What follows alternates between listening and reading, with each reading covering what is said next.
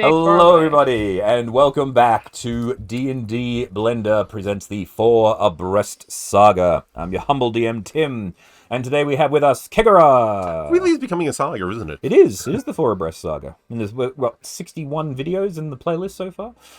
Heck me. Yeah, Fleur. That's a lot. Yep, and Jackie. Jackie.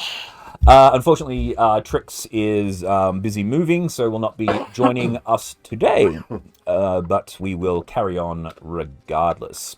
In the previous session, the group escorting a fleet of ships on a cargo run with much-needed medical supplies. Well, it was a surprise. It was a surprise. It was a surprise, and they were supplies, to the land of Chult.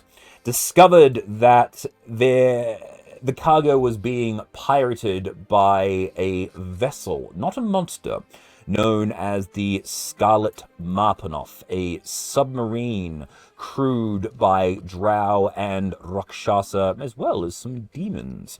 Boarding the vessel, they were able to overcome the crew and get a couple of the crew members, the two survivors, the engineer and the pilot, to surrender to them, Melican and Vasily. And with the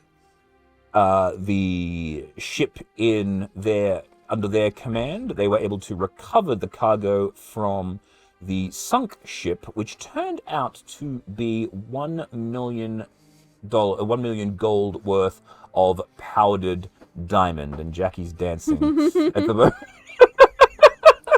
She's very happy. You said that was it pilot's Vasily or was it the engineer? Engineer. The pilot is Vasily. Melican is the engineer. And the first thing that popped into my head, one ping only Vasily. Yes. Well, that's where do you think Melican comes from? He's the name of the engineer from The Hunt for Red October. I know. I'm not a very creative individual.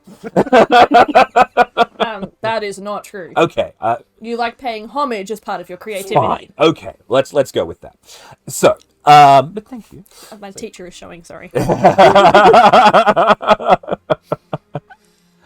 And so, an educated fool.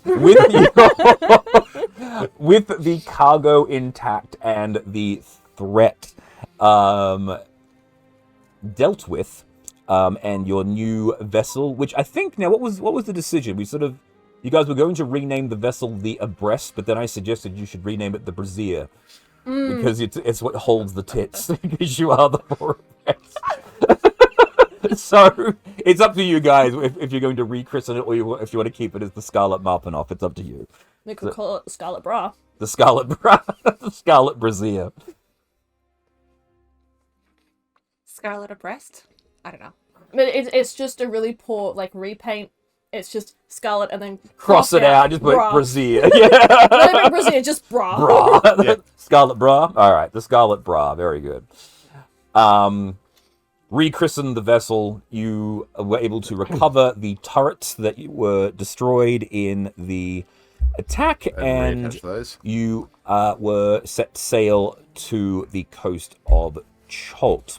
However, you discovered that in your fight, the creatures that you were fighting, many of them were Rakshasa. And unfortunately, taking an injury from a Rakshasa puts a curse on those that have been struck, which prevents them from being able to sleep properly. They are racked with horrible nightmares, and they are unable to gain the benefits of long or short rests. Trix, Kegara, and Jackie were affected by the What is going on? You just do your thing. You're just doing this weird little... Rearranging the table, it's fine. Okay, that's... Oh, right, okay. I was just trying to work out... You looked like you were staring at the microphone stand. I was kidding. No. Okay, cool. I was trying to not interrupt your lovely soliloquy. It's fine. You were just... It was just very... It was weird. It was like, what is going on? Clearly I was trying to not do what has happened and interrupt the storytelling. Yes, so you have been cursed by Rakshasa. Thus, you are unable to gain the benefits of long or short rests. Boo! You suck! So, Fleur has done their best to heal you guys all back up. However, you cannot regain your bardic inspirations, your hit dice, your spell slots, anything like that, until you get the curse removed. There were also some lingering questions, and so we rewind a little bit to before you guys arrive at the coast of Chult. And we find Jackie in the quarters that they chose for themselves. Simple room with just a basic hammock. However, you can set up your magnificent mansion on the wall and just go in there if you want to do that. Spend the spell slot. It's my okay. I'm saying you have the option. I'm just Generally, saying. I would be happy to, but Okay. He's making choices. Yes, and as you are attempting to sleep, you're tossing and turning and having all sorts of trouble. You hear from the corner a voice goes, "Are you awake?" Who is this? You turn. I am now. You look over and you see your gazer glaring over you. It's not your gazer. Who is it then? It's your Whose boss. gangster are you? Yeah. Sorry, just who is it? I've had a bad night, and you woke me up from my nightmare. He's channeling through my gazer this time. Yeah. Yes. It is Silgar. Oh, hey, yes, Silgar. It appears you have done. So report. What's happened? I have the cargo. It was very hard, though. There was it was a pirate ship. I don't know, and they scratched me, and now I can't sleep. But the cargo is safe. Excellent. Yes. Now, I realize that there may have been some confusion over the payment for this particular mission, as was discussed in the previous session, right towards the end. And so, as a reminder, for the completion of this mission, you have secured this cargo run, which means you are entitled to 0.5% of the total cargo cost divided amongst your friends, which should be roughly 15,000 gold. Among my friends? Yes, you. When I make that decision? You can divide that up if you wish, but that is So that how is much is it in total? for this cargo run. It is 15,000 gold. That's pretty good. Yeah. Well, it's just. However, the you one? say you have secured the. 3? So tell me, you said you have secured the vessel that belonged to the pirates. Well. Is that what you said, or am I just imagining that's what you said? You're imagining that. Okay. Maybe you should say that, then I can continue on with the next part of my conversation. Yes. I don't know. I mean, I don't even know if you're a dream or not. I mean, I'm very confused. That's a valid point. Like, what is this voice? You know the voice. You live with that voice in your head for a very long time. Well, would you really want to have that voice in your head while you're sleeping? It's my voice. Leave me alone. The kegger knows exactly what you're talking about. Nope. So, yes. Go on, voice of Silva. Okay, so where are you now? What are your plans? Well, I plan to go to a priest, maybe is what they or someone to remove this curse on me. That's my plan. Oh, there you will find many clerics within the jungles of Chult. So can you recommend one particular? You'll have to ask the locals. I really only deal with Waterdeep. Anyway, we're getting off track here. Okay, cool. But you're gonna be in my head. No, I'm not in your head. I'm in the head of your gazer. Okay. I'll go to Why do you think I give you this thing to you? It's so you can communicate with me and also I can see what you've been up to. I actually was using the gazer as like cannon fodder, and just like I've canary noticed that every time you check go that out, out, and one if keeps it doesn't dying. come back, we know it's dangerous. Anyway, we've been observing. We noticed that you have managed to secure the vessel that was causing all of this. Give it away. This vessel that has been causing us all of this trouble. We also noticed that the enemies were indeed Rakshasa, and we overheard the name of this person, the Mighty Ra. I can't offer you too much more information on him. We don't have anything about him. However, if you are able to... however, you have an opportunity. You have the vessel that they have been using to steal the cargo from us. If you can maybe go back to their base with it, you might be able to kill two birds with one stone. If you can take out the Ra, he might be able to cure you. However, if you are able to secure the other cargoes that he has stolen, you are also entitled to 1% of the total value of those. 1%. We're I mean, one. Is there anyone else that could do it that we could do? So you'd rather send someone else to deal with this problem? No. I mean, I guess I'm your best bet, being a shapeshifter, eh? It's less the fact that you're already there and you have the ship. Yes. Oh, well. If you don't want to, I can send someone else. No, we'll do it. I really think we're probably your best bet. Just want to point out, 15,000 gold was 0.5%. Yeah. I wanted to push it for a bit more, but Then push it for a bit more. I don't know. No, it was 1/2 of 1%. Yes, that was what I said. Yeah, you're right. I apologize. I wanted to push it, but he's like, well, you get someone else. 15,000 gold How is many? 0.5%. So it's 30. 8% might be 30,000 gold. And that depends entirely on how many cargoes had previously gone down before that. Which There is were two other cargo runs. So you 60,000 gold. Yeah. Potentially if it's the same amount of stuff. Yeah. You could ask for 2%. Pachung. That's what I was gonna get at. Well, since we're here, and we are your best bet, maybe we'll push it to 2%? give me a persuasion check. Okay. Oh god, what's persuasion? It's only +7. Well, damn. 8. It's my worst thing. Yeah. Roll in the tray that doesn't have the dice in it. Yeah. So you see the gazer sort of tilt its head at you. 19 plus 7 is 26. When she rolls in the tray that Yeah, doesn't have you roll the dice. other. You don't get to re-roll. Well, I will not roll it. Okay. So yeah, it as well. Nice try, kid. Yeah, it's like, yes, well, I appreciate your entrepreneurial skill, but no, this is not a negotiable deal. So, you have your assignment. Good luck. And then the gazer.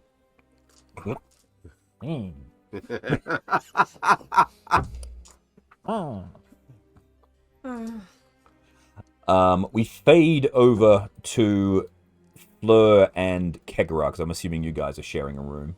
Sure. I will take it to captain's cabin. Yes, you took the captain's cabin. I'm the 'cause you- captain. Yeah, exactly. Kegara, you were going through the chests and checking out different bits of the ship. You open this chest within the captain's cabin. A bunch of mechanical spiders come out. You stomp the shit out of them. There's no real issue with that. You do find, however, within the chest, amongst the captain's clothes, which are very nice, by the way. They look like they're actually silk. And if you were to guess, being that they were drows, most likely some form of spider silk. You are able to find, wrapped in a cloth, a flintlock pistol. That's right. And Fleur, checking it out, it is a magical flintlock pistol. It is a +3 magical flintlock pistol with a single +3 bullet. So it has if you are not proficient with it, it has a minimum of +6 to hit. If you are proficient with it, it adds an additional +6 after that. So if you're proficient with it, like someone like Trix, would be getting like a plus 18 on the hit die for that one shot. So it is a very, very potent weapon, but it's only a single shot weapon. How much damage does a flintlock pistol do? A pistol, let me double check for you. It's all in good that it will absolutely hit and do 1 point of damage. Yay! It's not that. It's something like 3d6. Their pistols are pretty... Yeah. But the Great and Mighty Ra is going to have more hit points than 3d6. So. Okay, a pistol does 1d10, actually. That's not stupidly shabby. No, That's not awful. So if you've got like a +5 proficiency bonus with using it, it'd be +11 to the damage. Yeah. So it's doing a minimum of 12. So even without your score, it's doing a minimum of 7. Yeah. So One so plus it's the sort of thing we'll give Trix when I'll drop it in the bag of holding and we'll give it to Trix when If we can get more bullets, more magical bullets, that would be even better. there is also the grand piano in the room, which dominates most of the room. Blur, with your incredibly high passive perception, you notice tucked behind a small section on the top of the piano, there's a very small bit of paper sticking out of the top. I'm probably dancing up and down the keys or something. Yeah, it's just messing around. So So where the musical note paper. Sorry? The paper for his music. Yes, so where the musical sheets would go, there's like a little fold-away section. There's a small bit of paper sticking out of the top. I will flick it open and have a look. All right, so you try to flick it. It doesn't quite move, but you can grab it. It's loose. You can pull it out. You pull it out, and it is song music. Am I proficient in song music? Probably. It's more. You're a bard. You're a bard. You can read song. You can read Music. sheet music, exactly. Whether or not you're proficient with piano, I don't know, but it also does appear to have lyrics. What languages do you speak? Celestial, Common, Elvish, Ignan, Sylvan. Ignan was the Mind Flayer language. Yeah. We couldn't work out what it was called, so we just called it Ignan. Right. Yeah. Celestial, Common, Elvish, Mind Flayer, Sylvan, and Thieves' Cant. Okay, it is none of those. Do you have comprehend languages? I think I do. Yes, I do. Okay. So I will sit there and cast that then. Okay, you cast comprehend languages, and it is deep speech. That checks out. And the lyrics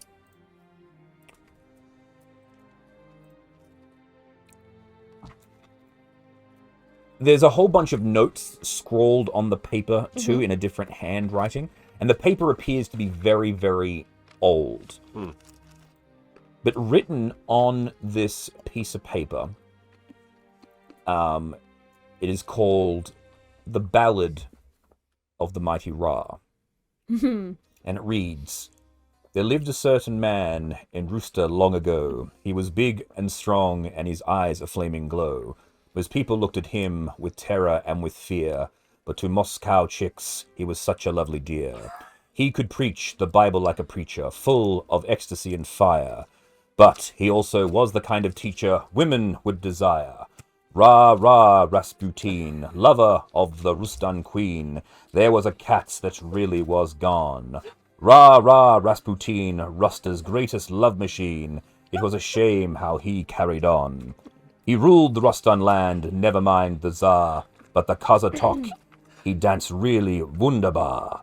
In all affairs of state, he was the man to please. He was real great when he had a girl to squeeze.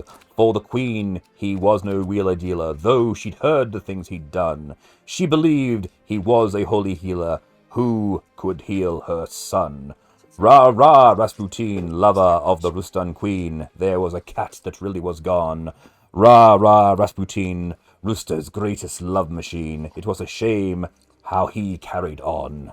This man has got to go, declared his enemies, but the ladies begged, don't you try to do it, please. No doubt this Rasputin had lots of hidden charms, though he was a brute, they just fell into his arms. Then one night some men of higher standing set a trap They're not to blame. Come to visit us, they kept demanding, and he really came. Rah, rah, Rasputin, Rusta's greatest love machine. They put some poison into his wine. Rah, rah, Rasputin, Rusta's greatest love machine. He drank it all and said, I'll be fine. Rah, rah, Rasputin, lover of the Russian queen. They didn't quit, they wanted his head. Rah, rah, Rasputin, Rusta's greatest love machine. So they shot him till he was dead. And you notice that where it says they shot him till he was dead, it's circled and underlined, and there's a note saying, that's how I do it. Hey, Kagura, Yes. come have a look at this. I don't know what it says, but move over. So he starts playing. I will sing along. Blah,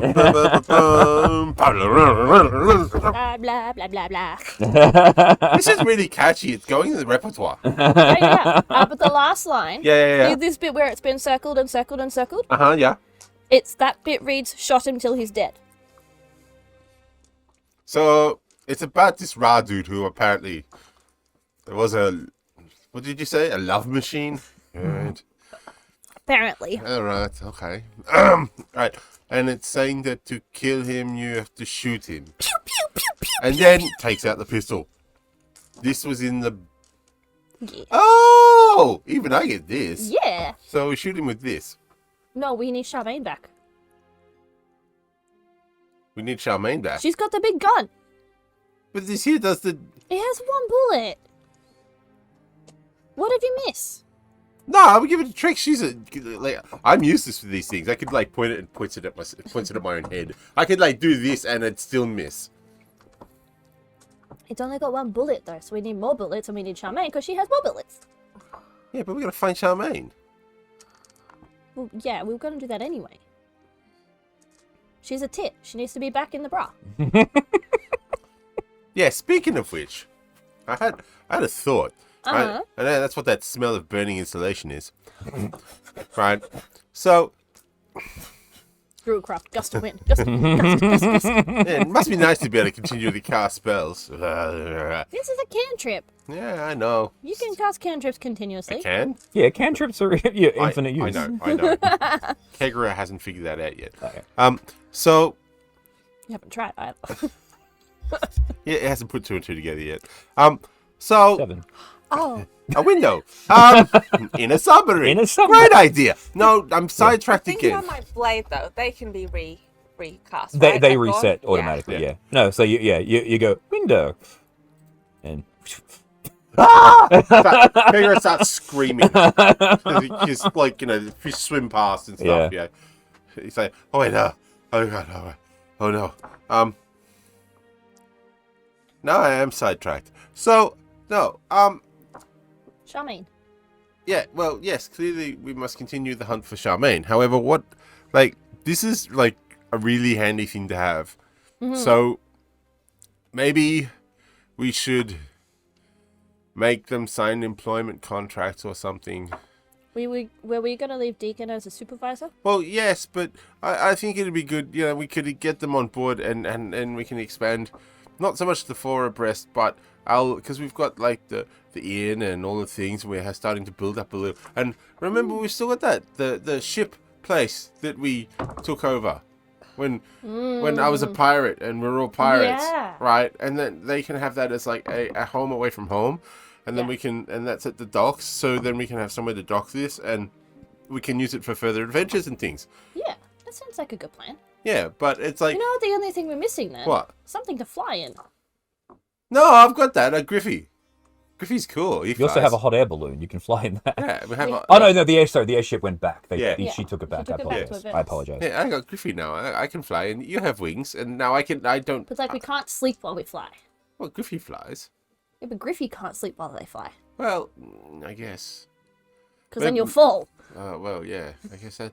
Anyway, I haven't worked out all of the logistics yet. Clearly, It's okay. one step at a time. We'll work out the plan. But I think having this thing is kind of cool, and we should make sure that they don't just go, well, they're asleep, let's go, bye. That's fair. Because remember, we're going to have to get off this thing and go and fix the nightmares. The horrible, horrible night. Are you having nightmares? No. Since I got scratched, I've just been... Oh, I didn't get scratched. Yeah, I don't want to sleep. And that... Generally, nothing bothers me, but, there was, like, all sorts of stuff. There were, like, these giant fluffy bunnies, and they were, like... They have big teeth? They were dancing around and singing and like... That sounds like fun. No, it's horrible. And they just wanted to be friends. Cuddle. You start hearing at the door. Hello? Oh, Chester. come in. You can come in. Come open the door. I'll Kate, open the door for well, you. I am not strong enough to open doors. There we go. Thank you. He comes in, he curls up underneath the piano and goes to sleep. It's kind of cold out there. Ooh, fish. So, Yeah, check out this window. yeah. Is that the trigger to turn it off again?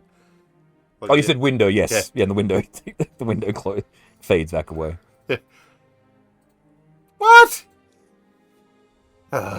Anyway. So, we need to do that. But I think...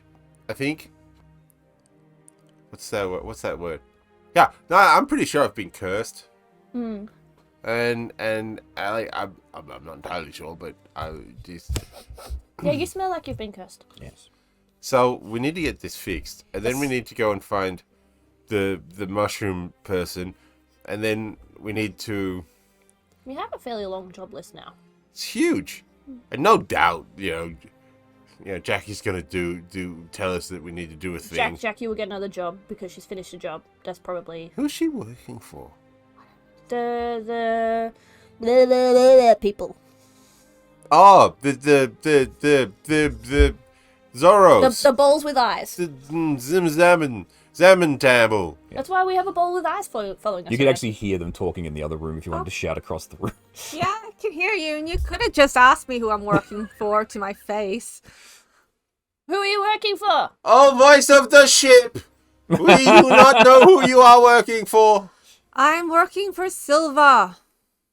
Oh, should I tell you that? Why would the ship be Yes, working? you've already said it. So Why Silgar. would the ship be working for Silver? Who's Silver? Oh my No, god. Silgar. Silga. That's not what Oh, Jackie Silver. said. I know. I'm just reminding her how to pronounce it. Not Silver. Silver.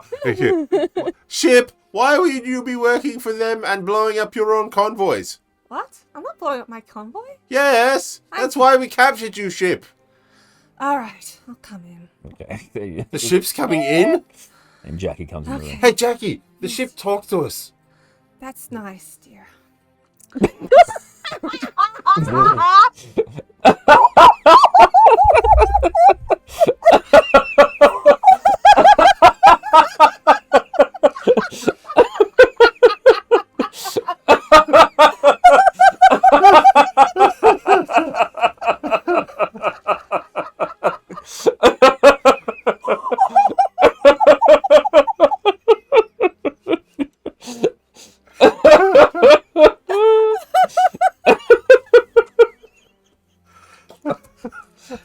Always with the zingers, Jackie. Always with the zingers.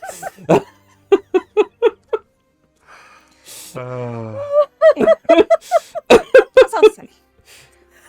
I was talking to my head friend. It's always there. It drives me crazy.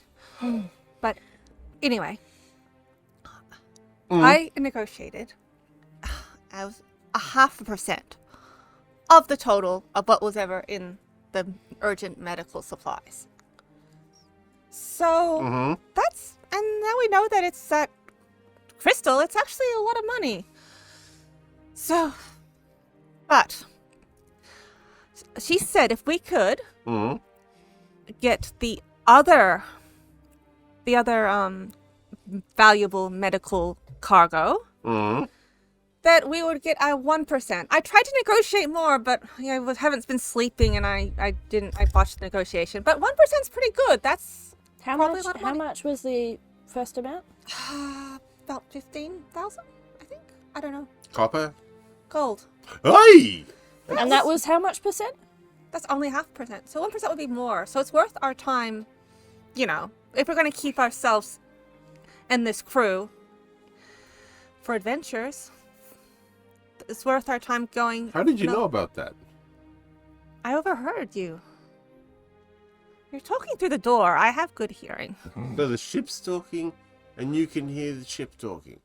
I don't know what you're on about. I can hear a lot of things. All right, okay. So, so what we're saying is we tell the crew that we're going to give them an annual payment of monies.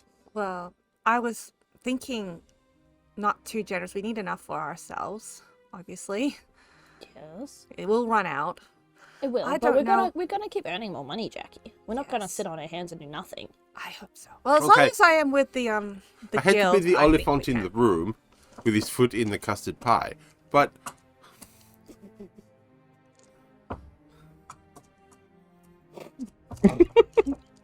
yeah, no, the picture just came into my head. Yeah, too. it's like Right, okay. So I hate to be the elephant in the room with his foot in the custard pie. However, I'm not sleeping properly. And I'm cursed. Are you cursed too? Well, I'm sure I'm cursed, but You're I you have. got- cursed, and you're yeah, cursed. you guys worked and out you're last cursed. session that the you know about Rakshasa, and you know that the hits Yeah. of Rakshasa Yeah. cause the nightmares. So Right. you know you So are we've cursed. got to go get ourselves. We've got to get ourselves uncursed. uncursed, right? And the other thing we've got to remember here is that as much fun as it might be occasionally to work for one of the largest criminal syndicates in Waterdeep, Well, I wouldn't say that. what? It's not fun They- to work for? They are the criminal syndicate in Waterdeep. Whatever happened to the other mob? They killed them all. They drove them away. So now, organized crime is Oh, It's highly organized. it's highly organized. it's all, Right. It's all the balls of It's that. not. Okay. It's Well, they're okay. Not they didn't take out the. There are a couple of other larger syndicates. So Kegara is right. They are actually the largest group. There's a couple of other groups which there's like the Zentarum, Yeah. and a few other bits and pieces. But the Xanathar Guild is the one in charge. Basically, the other organizations. They got their patch and They negotiate with the Xanathar Guild to be able to do anything. The Xanathar Guild always gets a cut. Yeah. Right. So as much fun as it is to work for occasionally for one of the largest criminal syndicates and earn some cabbage, that's good. But before we can go and do anything else, we need to get uncursed, Yep. and we need to find Charmaine and find Mushroom lady. the mushroom lich and kill her, and like none of this can happen until we get uncursed. So maybe we should go ashore and get uncursed. sure. All right. So plan. Get uncursed. Yes. Find Mushroom Lady. Are we going to find Mushroom Lady first, or are we going to go find more? We're going to go and stop Mr. Putin. Well, the Mushroom Lady's currently affecting all of the populace just outside Waterdeep. I No, was- they all went home, didn't they? When you got you actually weren't here for this session. When Ah, yeah, so you missed that. Missing information. You missed that bit. I apologize. Yeah, so when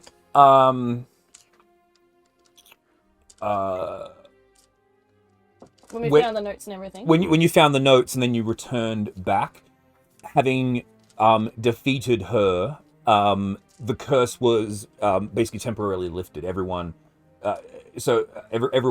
stops like chanting her name and things like that. So it looks like by destroying that particular body of hers, it cured all the people that were affected by the disease at that point. And because they were, and so then the Force Grey and everyone else was able to very quickly, because they were having to fight the populace, they were able to very quickly cure all the affected. And now that they know where What the source of the what the source of it was, they had to just go about redistributing food. So basically, they got purified food and water. So people go through and they have to get all their food and water purified before they consume. So it is containable. They've now prevented the spread effectively, but what it was. The source that was already infected is still infected, but they know how to track it down. So taking her out is still a priority because she might start again. There might be something else. She might bring a mutated form. Exactly. She might try a different thing, or she might infect a different continent. And the reason that you were also heading to Chult was because in her notes there was a map of a vague area of where in her notes she actually found the source of the virus that she was using at this location. So we're going to go get that at some point too. So what's more important? Ra, the great and mighty Ra, or Mushroom Lady, or Fine Charmaine? Well, Silga said that Ra could help us with our curse, but... He said that if he was the one that cursed you, he might have means to remove it. If you feel like playing nice with him, I guess. Well, can we be nice? I sometimes we're not. Hi, we're coming to take back all the things you stole and ruin your plans. Also, you need to uncurse us. Yeah, well, my persuasion is... You're having nightmares. Yeah. Yeah, let's go find a cleric. Yeah, first things first is We don't negotiate with terrorists. Well, if you're persuasive enough, you can convince them that you're on their side and then double betray them if you're skilled enough. Yes, dear. You know what helps persuade people like that? Murdering all of their followers. Well, making your followers is better. Look, Do you want crazy cat people to follow the laughing god? That might be hard.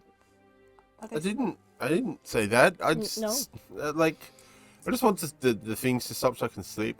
So we find a cleric. Because the last thing you want is me with, on day 12 of no sleep. Because I will burn everything. Yeah, so step 1, get uncursed. Step 2, are we finding the Mushroom Lady, the Mushroom Lich, or are we going after Mr. Ra? If we're doing that as a favor for you, so... It's not a favor. Do you not want the money to pay for this? Well, yeah, but money's nice and all, but, we can also just not do it. Like...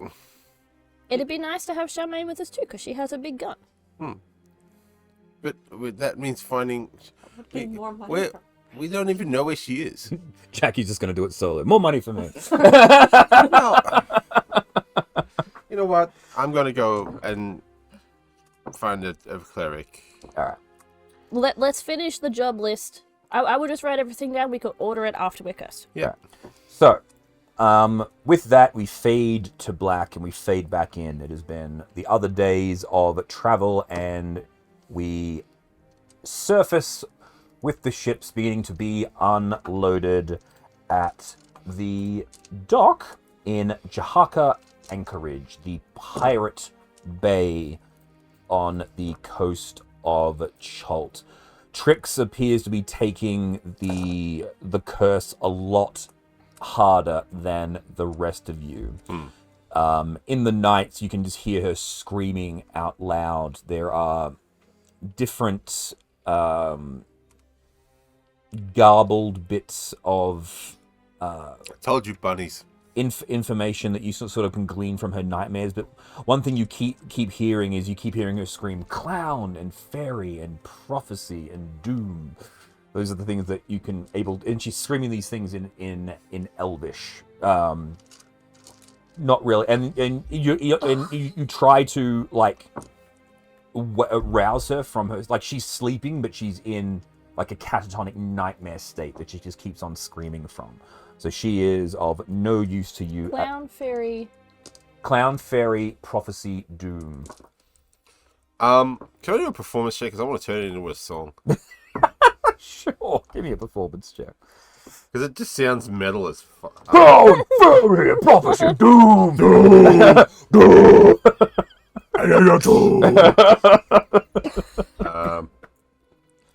Oh, what is that song with dun dun dun dun dun dun dun dun? That's Beethoven's Fifth. Yep. That was Beethoven. I think it's Beethoven's And Fifth. then add your metal over the top of that. That's 30. Yeah, so you get on the piano and gung, gung, gung, gung. So as she's screaming them out, you're fairies and doom, Crown and doom. fairies and doom, prophecy and doom. There is a cloud and there is doom and there's a fairy, fairies and doom, Fairies and doom. Fairies and doom. Doom. clouds. There we go. There we go. It's a thing. It's happening now. I'd like to get more coffee. Okay, Yep. so with the lack of sleep, Jackie goes off and gets coffee. And But she brought all the snacks tonight. I bought snack tonight. Oh, and brought all of the snacks. You want some raspberry? No, I'm good, thank you. Thank you very much. Raspberries. All right. No, raspberries are going everywhere. All right. Anyway, Let me just read the some of the things of note of this location. This place is run by Looks like a typical smuggler shithole. yeah. So you find this place. There is a very Don't get me wrong, the map is cool. yeah. I get what you're getting at. Yeah. Yeah. So as you approach this location, you see a well-fortified pirate cove. A ship has been dragged onto the shore and converted into a makeshift houses for people to stay within. There is a dock with a warehouse area that has been secured with roofing that isn't visible here. There is also what appears to be a cage that is semi-submerged in the water, and by the looks of the way that the waves and the tide comes in, this looks like it would be a place where people get sent and punished. You can also see there are quite a few sharks and other creatures sort of floating about. Awesome. The odd thing, however, is within this cage, Fleur, you're actually able to notice that there are limbs within the cage. So it looks like there's something in there that's been partly eaten, but they are moving in a way that doesn't look like it's being affected by the waves. Like you see like the hands sort of like struggling to like stay afloat, and there's like a leg that's sort of still kicking that's in the water.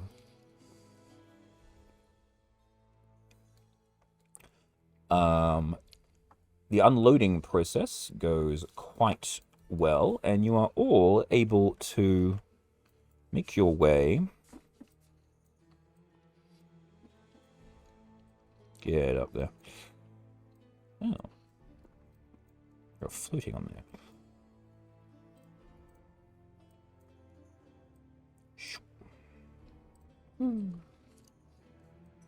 I would like to check out the cage thing before we head inside, just so I can Absolutely. know what my surroundings are. You see a lot of people. And Deacon's cool with staying behind. Yes. You saw Digger's like, yep, you got it, guys. I'll take care of it. He's actually supervising the unloading. So he's. So you get Deacon. Deacon will stay on board the bra, and we'll give the crew, as it were, which is also including Deacon, I guess now.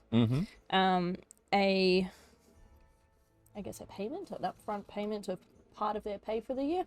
okay, then sure. So you can do some. So what were you going to? Let's just do a quick thing. So you're looking to hire us now. Put you on the paycheck permanently. Well, that is much better than that. But I will say.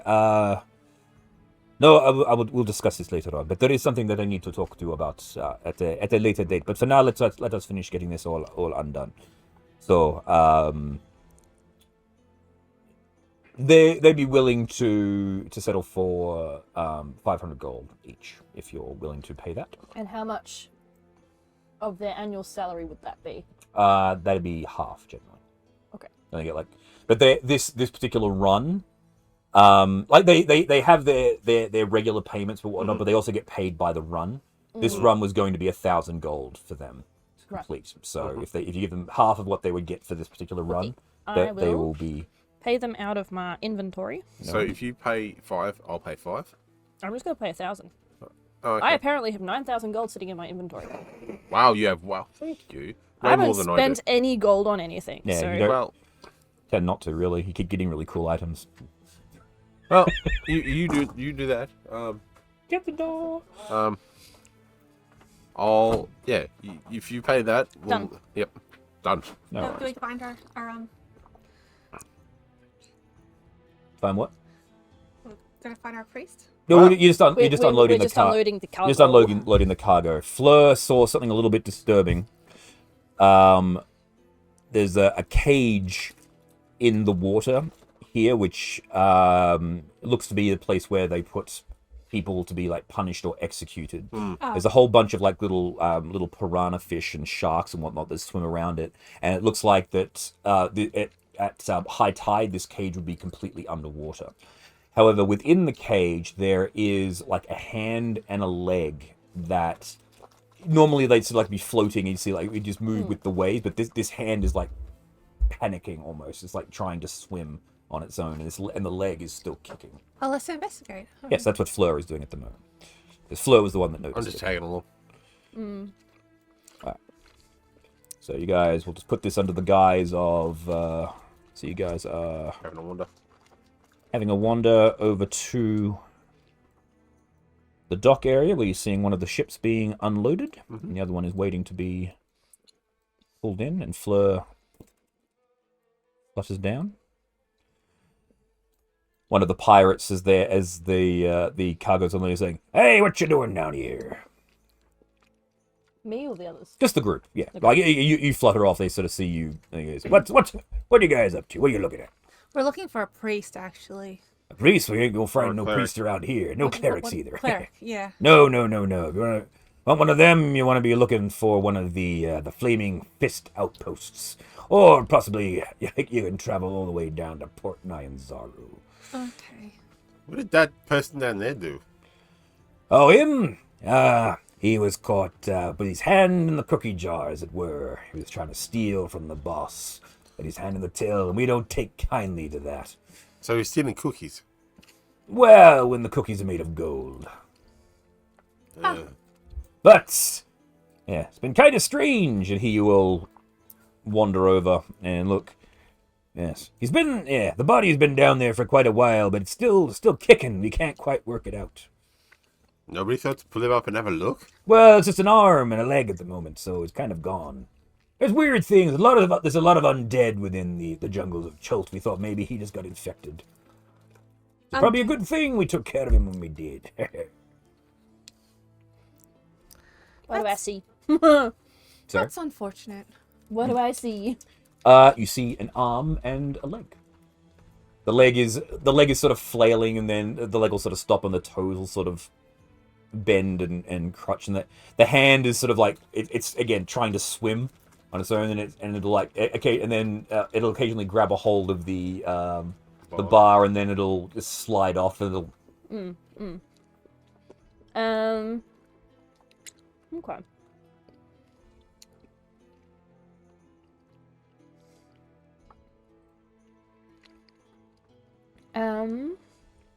I will grab like a piece of twine or rope or something and sort of tie it around one of the top bars and just dangle that down.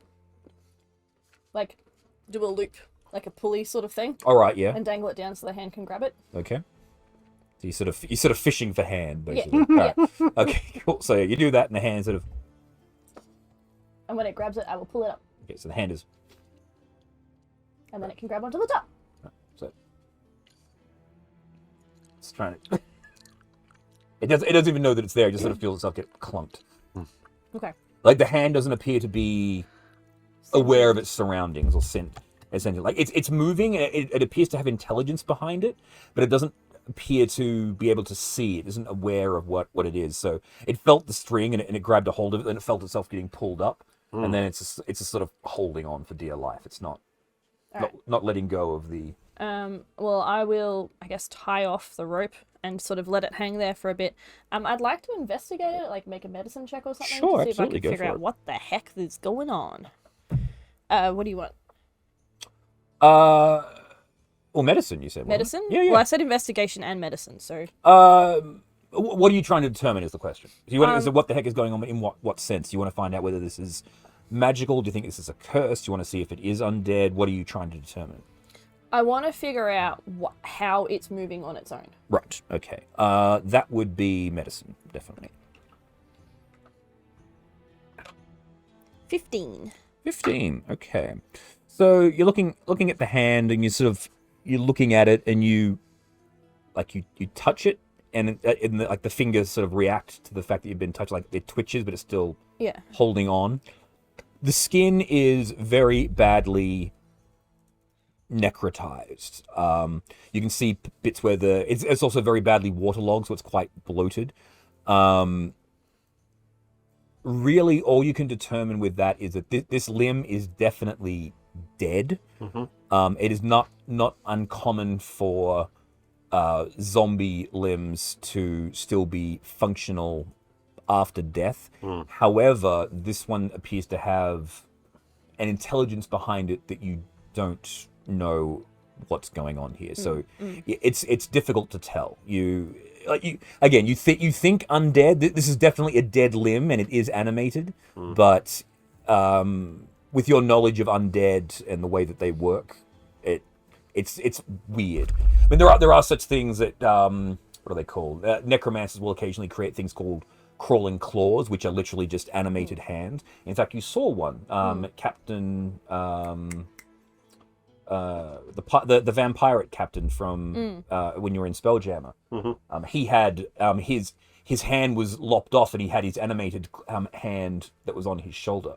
But that had an intelligence of its own, and it was able to sense its surroundings. So this is something slightly different. I'll grab the other end of the rope and see if I can catch the leg. Okay, sure. So what, you want to like do a loop and then sort of? I will dangle it down and see if the toes will latch on, and when I see that, the toes. When I see that not working, then I'll do like a lasso loop and. Right. Okay. Then, sure. That's fine. So yeah, you fiddle around for a bit of time there, and you've now got a leg hung up as well. Right. Well, they can dry out on their own. That's fine. Okay. So you see the leg sort of kicking. Yeah. Like yeah. Do they? So definitely dead. Mm-hmm. But not quite zombie-like dead. Is it like the mushroom zombie things that we saw in? You didn't see limbs of that. You only saw people. Yeah. And the people that were infected by the disease weren't dead. They were just zombatized. Like they were like hypnotized or charmed by the virus. Okay. So they weren't quite like zombies. No. Behaved like it, I guess, but not. They quite behaved like it, but they weren't. bodily different. Exactly. Okay. Indy, can you pull that across, please? Okay.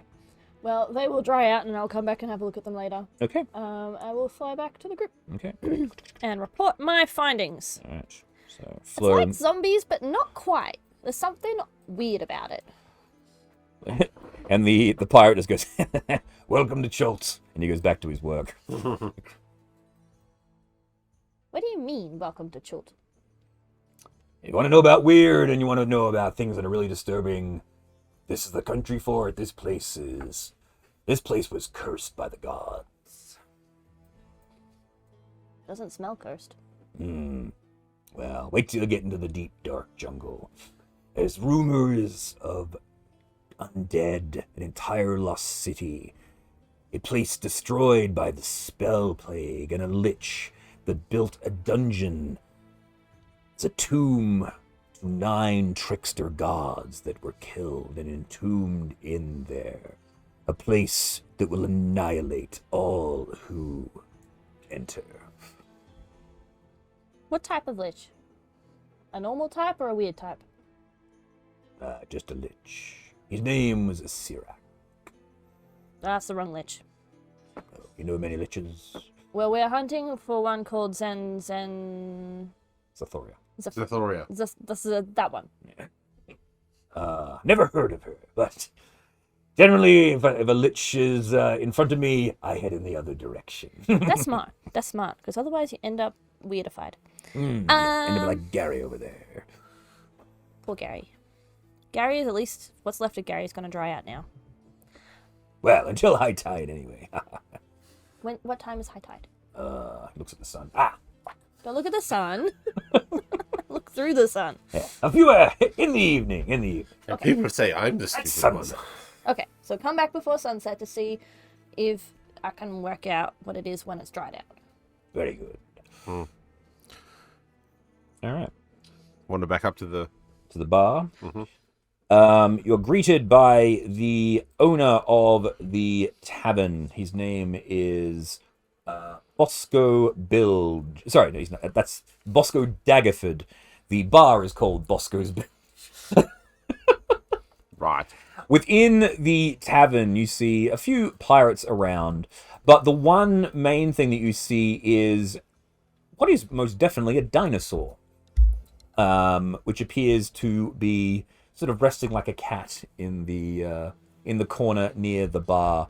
You see this massive man's like, welcome to Bosco's Bilge.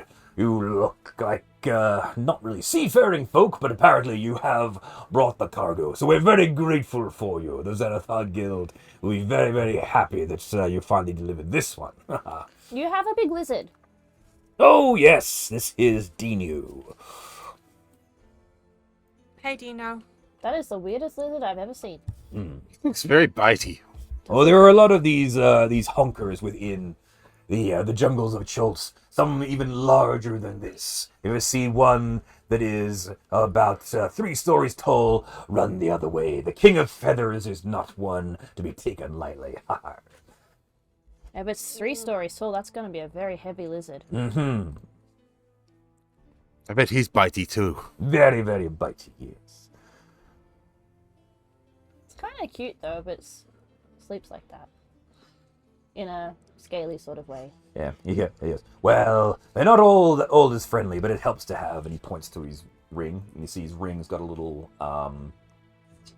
lion on it. It's a magical ring of some kind. Helps to have a little bit of animal influence, if you know what I mean. So what can I get you?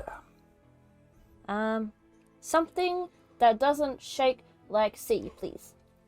You got it. And he'll just bring up some rum. Rum's for all. I guess I didn't specify. Okay. Coffee? Beer? All he has is rum. He's got nothing else. It's all, what do you want? Beer. Oh. You'll have rum. You know, rum goes in coffee. Do you have coffee? Yes, rum. Absolutely. When in room. Yes, you are able to drink and wait, and once the cargo is all unloaded, the gentleman that you were talking to before comes up and he goes, all right then, so it looks like the cargo is all here and accounted for. Excellent. Why do we have the same voice? I don't know. Maybe this guy should learn to do a second pirate voice. It's probably a good idea. So Bosco, the Bosco takes a look at the list and goes, that is one delivery. So if you'll excuse me, and he goes out the back, and you hear a bit of rustling around. He comes back with a pouch of gold, and he goes, here is your payment. And he drops down the gold before you. Honk. Yes. Is it all there? If you wish to sit there and count it all, you may absolutely do so. Maybe not in front of him, but Good choice. later. Good choice. What you can say is, oh, I need to divide this up for my crew. Give me a moment, and then separate it into 4 piles, and in doing so, you'll count it. Yeah, I'll say. So you do that. It is all there. It's fine. So you guys can divide that however it is that you wish, and then. So, will you be staying in Chult, or are you going to be heading back to Waterdeep? What is your plan? First things first, we need to find a priest. Priests. What's the matter with you all? Some of us are cursed. Ah, cursed, you say. Well, we don't have any priests or clerics around here. However, the closest one would likely be at Fort Vengeance. It is a Partway through the center of the jungle, you can get there. It's a couple of weeks' journey by river and through the swamps, but you'll be able to get there quite quickly if you hopefully not without too much hassle. How big a river? And he will refer to the map.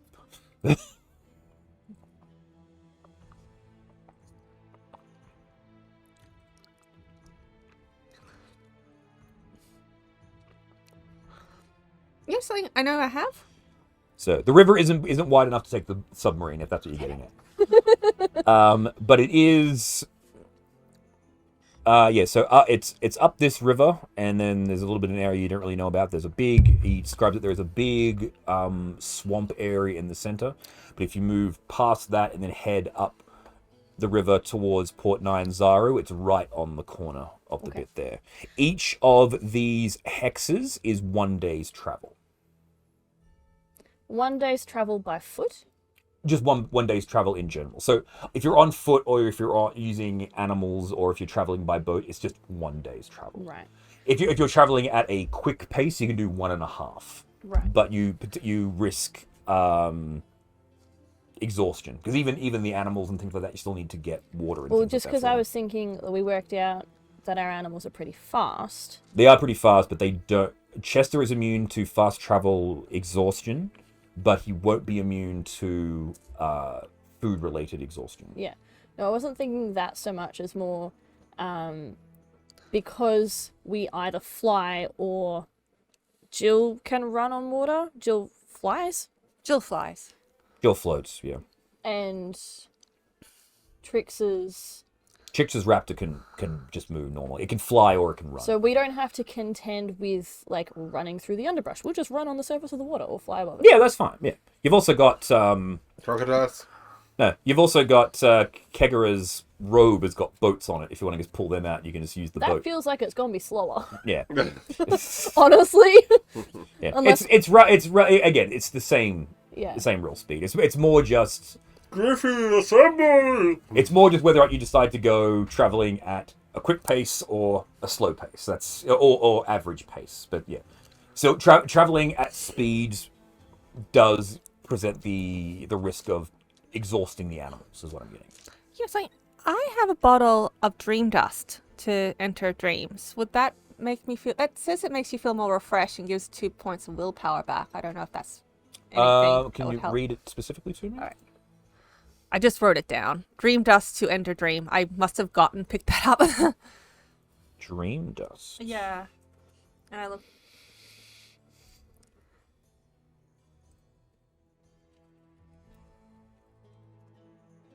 I love the fact you've got a dead hamster. I don't know why you've got a dead hamster. It's the dead hamster from inside the crash spelljammer in the Underdark. Yeah, I just. What? That was my drink bottle falling off the table. That was very loud. Woo. Not my intent. There we go. Dead hamster.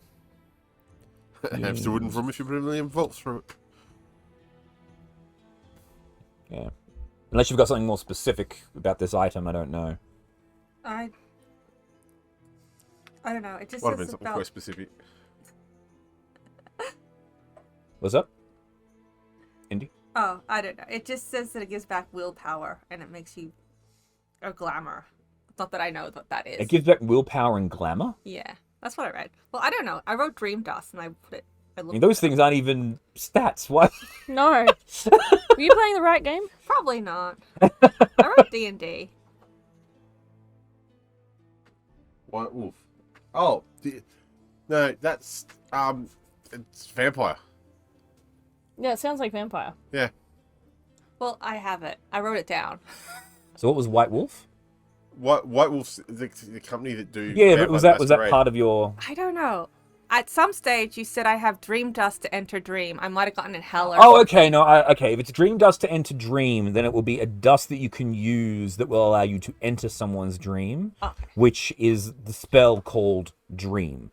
So it's a dust. It's basically like Spell scroll. it's like a spell scroll, exactly. So I think it's like Sandman dust you can sprinkle on someone, and go into their dream. So it basically means you can incept somebody. You can go into their dream and fuck with their brain. So if the target is... so it says, the spell shapes a creature's dream. Choose one creature known to you as the target of the spell. It must be on the same plane of existence. Creatures that don't sleep, such as elves, can't be contacted by the spell. You or a willing creature you touch enters a trance state, acting as a messenger. While in the trance, the messenger is aware of his or her surroundings but can't make actions or move. If the target is asleep, the messenger appears in the target's dream and can converse with the target as long as it remains asleep throughout the duration of the spell, which is 8 hours. You can make the messenger appear monstrous and terrifying. So basically, you can scare the shit out of someone. Okay. Basically, you can put someone to sleep and then Freddy Krueger them with the dust if you want. You're like, Fleur is the only one not having nightmares. Well, I'm gonna fix that. Enter my nightmare, bitch. I was really just looking for a way to get rid of this. Yeah, I know. Yeah, I get yes. Good try, but no. Just hang out in Fleur's dreams. Yes, shut up. Oh, this is nice. I Then the can watch a nightmares Fleur's follow dreams. Fleur. And suddenly you're affected like the rest of us, and it's like, uh-oh. Yeah, so that is what's... Yes. Well, I'm happy to...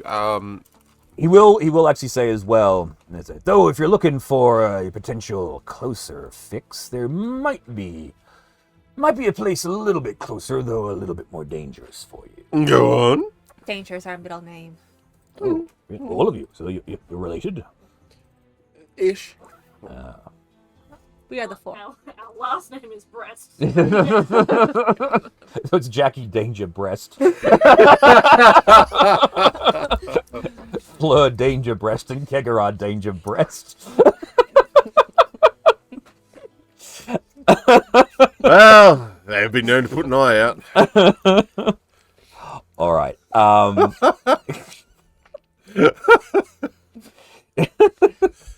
when it's cold.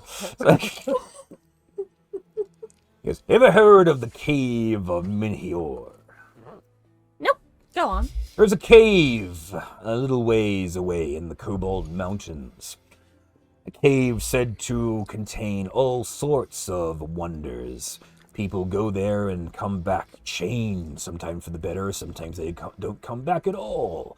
I've seen a person that had all of their limbs removed go there and return a completely new person, all shiny and gold. A gold person. Well, just their legs and their arms were gold. Oh, cool. I've heard of people go in there and never come back. Some of them have had their faces removed and replaced with their butts. I could imagine that. I don't want to imagine that. That sounds like a very risky alternative. It is a risky alternative. I'm just saying, if you're adventurers and you feel like giving it a go, that's a place you can go to. This feels like, are you feeling lucky, punk? It's not that far away. It's only about a week's travel through the Kobold Mountains. If you wish to take a quicker route, that's up to you. But if you're looking for and I say somewhat safer route, because there's no such thing as safe in the jungles of Chult, then the closest location would be Fort Vengeance. Is it? Sounds like a really fun place to go. Let's go. What about the other big city thing? Port Nyanzaru. Oh, Yeah. yes. That's going to take you a little bit longer. Your vessel might be able to do it. It'd probably take about the same amount of time To traveling. go around the outside. To travel around, exactly. So you either cut through the middle or go around the outside. There's a giant dragon. You've also got to turtle. contend with the dragon turtle. But you got the gold now, so you can always pay him off if you want. That's true. Would that be safer, going by ship, than traveling, risking exhaustion? Well, there's big ones of those. I point at the raptor. And apparently there's undead. Yeah.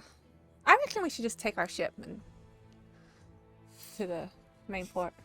It's like, oh, fine. Well, the way There's the travel. adventure, or you can go the safe way. Yeah. Or you can just avoid the adventure. Fine. Well, I have 3 cursed party members. Thank you very much. It's like, Well, I mean, I just think maybe Fleur doesn't want us to all her companions have butt heads, you know? well, They're buddies enough already as it is. it's not pleasant. No, but it's up to you. The DM's lost for words. Fine. Yeah, they found the way around that I knew was an obvious way to get around this problem. Yeah, it's called going around. Going around. Yeah, you can go through the middle, which is quicker but slightly more dangerous, or you can take the long way around. It's like, fine. Take the long way home. Well, in either case, our business here is concluded. If you wish to stay here, you are welcome to stay on your ship. We don't have rooms here, but otherwise, welcome to Chult. Thanks. Welcome to Chult. We're leaving. Bye. And then just head back to Waterdeep and never go to Chult again. It's like, you know what, fuck this adventure. We're doing a different game. Fine, we'll have our own game with blackjack And hookers. At the 17 daggers.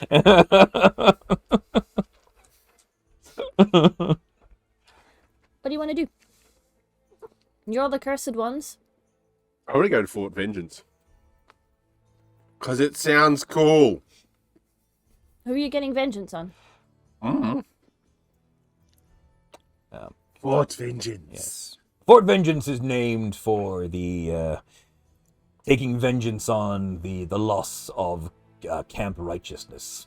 The original adventuring group of Flaming Fists from Baldur's Gate, they set up a camp and were overrun by the undead, and so the survivors of that camp set up a new camp, a far more fortified camp, on the banks of the river, and they called it Fort Vengeance. And so far, it has never been breached, and it is a far more formidable location. That does sound pretty cool. And it's called Fort Vengeance. I mean, come on, it's hardcore. Well, that sounds fine by me. Jackie, what do you want to do? So how long is this Fort Vengeance? Is it a week? Okay, I'll tell you.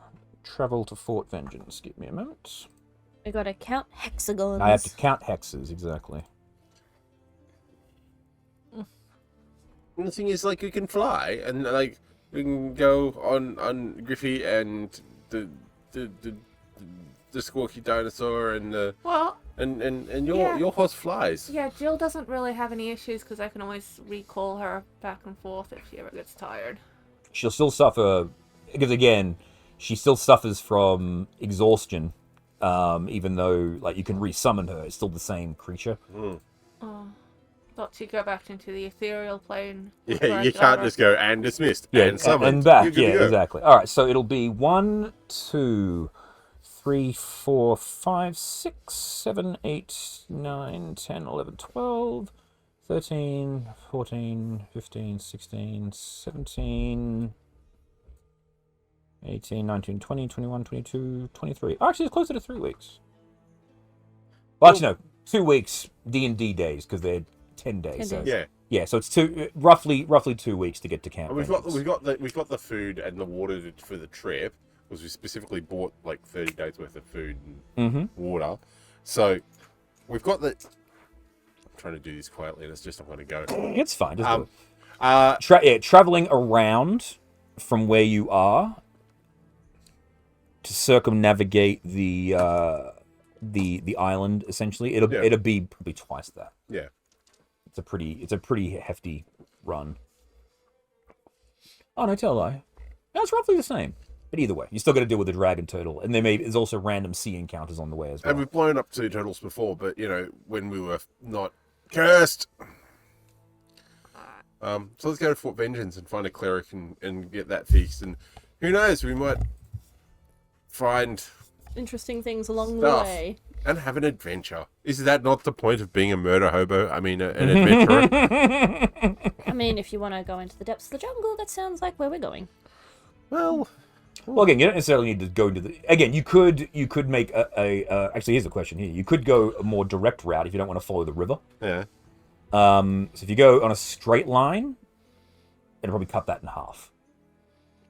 Oh, what's the drawback? So I was. Have you seen how big the trees are? Yes. You get lost. So I was So basically, what I was doing is that there's a mountain range, and then you go through the jungle. But if you go in a straight line, to Fort Vengeance, it'll actually be half that amount of time. So it'll only take you like 12 days. Okay. Yeah, let's do that. We know how to read maps. Someone like as clueless as Kegra is, he knows how to read a map. Well, they haven't given you a map. We asked for a map. Yes, they don't have a map on the internal areas of For a of chart? A chart. I mean, again, they can show you where to go, but they don't. I will get a piece of paper out of my box. You can make and your I will own. Scribble a map on it. Yes. So like that's why the map that we have is essentially center. blank in the center, because no one really knows what's there. It's always changing. There's Yes. Yeah. But like I know I know there's big gaps in it, but Yeah. we have an idea that we're here and it's here, so therefore it's in that direction. That direct. Yeah, exactly. For that many Exactly. days. If we Exactly keep right, the river exactly on our right, we'll be fine. Yep. basically. Let's do it. And if I need to go up, and have a look, I can Griffey. do that. All right. So what we will do is you can return back to the bra. You can gather up Trix. Trix is still feeling absolutely horrible, but knowing that you guys are traveling through the jungle says, looks like you guys are going to need me, so I guess I better get my survival skills out. Hey, You keep them in a bag? Anyway. I'm not that bad at it. Sorry. I'm not that bad at it. Yeah, but I'm a ranger. Let me use my fucking ranger skills. What's your ranger skills? What's your survival?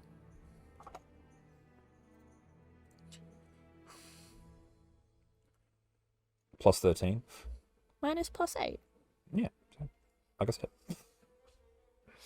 But you always roll once, so mine is better. Yeah, but the DM's rolling for me now, so he'll keep rolling critical hits. That's See how. about that. Because that's how it works whenever the player's not around. The DM always rolls natural 20s for the person that's not here. Makes them look good. Yeah. All right. So you can reboard the brassiere or the bra, the red bra, and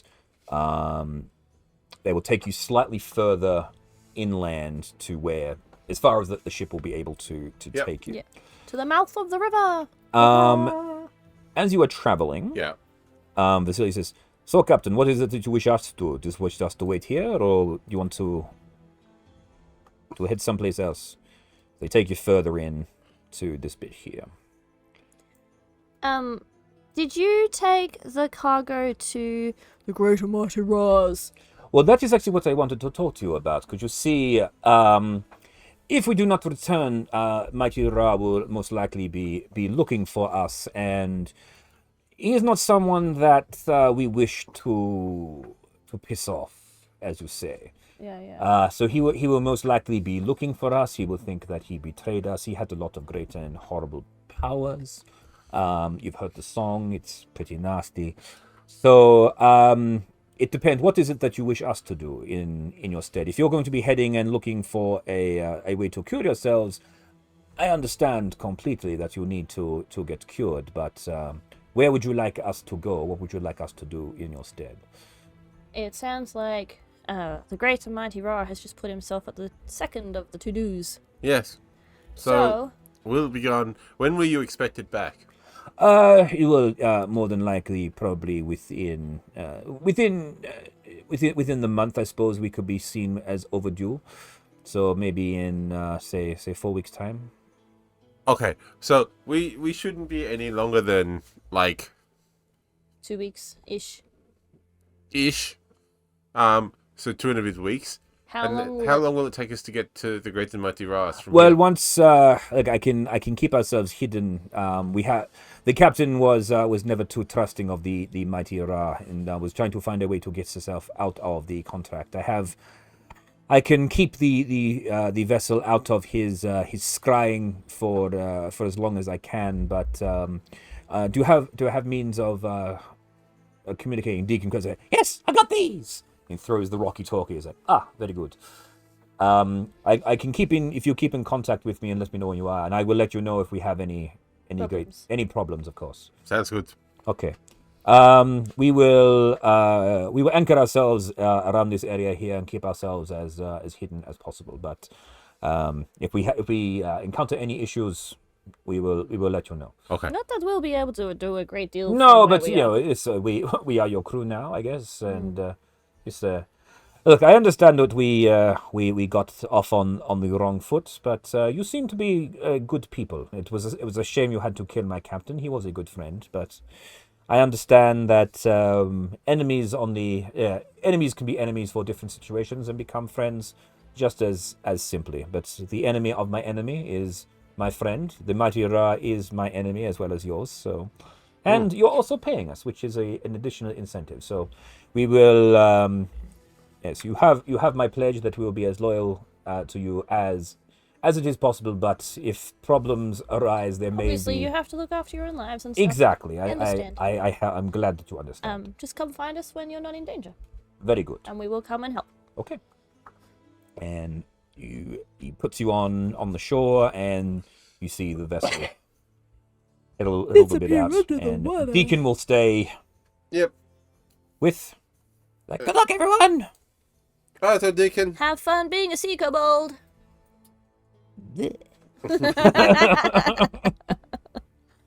Alrighty. And we will cut. So, you guys will be heading overland, yes? We wanna You were take saying? If we're there, it's almost a straight shot through.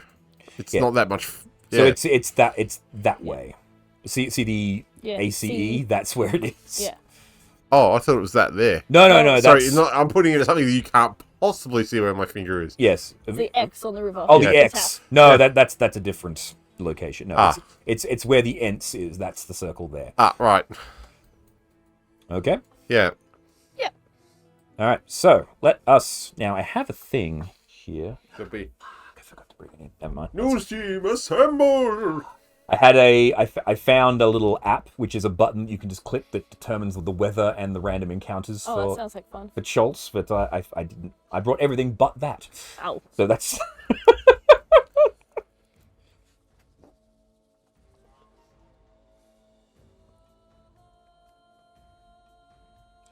Alrighty. So what I'm imagining is going on here, if you guys are traveling expedition style, Yeah. okay, so you'll have all your mounts out, Yeah. using them as pack animals. Yeah. You've got the additional supplies of water. Food and water, yep. How much water and how much food are you bringing with? Because that will determine the weight. Bear in mind, there is the river that you can use to acquire water, and you can also hunt for food and gather water as well using survival checks. So you don't necessarily have to bring everything with you. I'm just saying, there's... Because it's 12 days. Roughly, yeah. So if we take... 12 days there and 12 days back. Yeah, but once we're there, we can get more. We can acquire more food and supplies. Assuming they have food and supplies that we can acquire. I have a couple of fishing poles and 3 Oh water yeah, skins. fishing poles. Yeah, the fishing poles, yes. 2. I have nothing of use. So it says, the expedition begins. Using the poster map, identify the hex which the party is currently located. Don't share this information with the players if the players are lost. That's fine. Let the players determine what direction the party wants to go. They want to go in that direction. Let the players choose a navigator to make a survival wisdom check, which I believe will be tricks. Check the random encounters throughout the day for Appendix B. At the end of the day, check to see if any party members are dehydrated. Travel distances. Each hex is 10 miles across. Characters moving at a normal pace can travel 1 hex per day on foot through coastal, jungle, mountain, swamp, and wasteland terrain. They can travel 2 hexes per day if they're traveling by canoe on a river or on a lake. So you actually go quicker by water than you do by foot. But we're going by air. Same deal. It still counts as walking. You can't fly infinitely, is what I'm getting at. It still counts as the same thing because your walking pace for your animals is the same as your flying pace for your animals. But if you're walking on water per se, you don't have to contend with crawling through the jungle. No, but I'm saying, but if you're traveling by the river, you actually go quicker. It looks like. Is what I'm saying. Without canoes, normal rate of travel on the river is the same as through the surrounding terrain. Canoes move 1 hex per day through a swamp. If characters move at a fast pace, the easiest way to deal with the progress is roll a d4. On a 3 and 4, they advance 1 additional hex per day.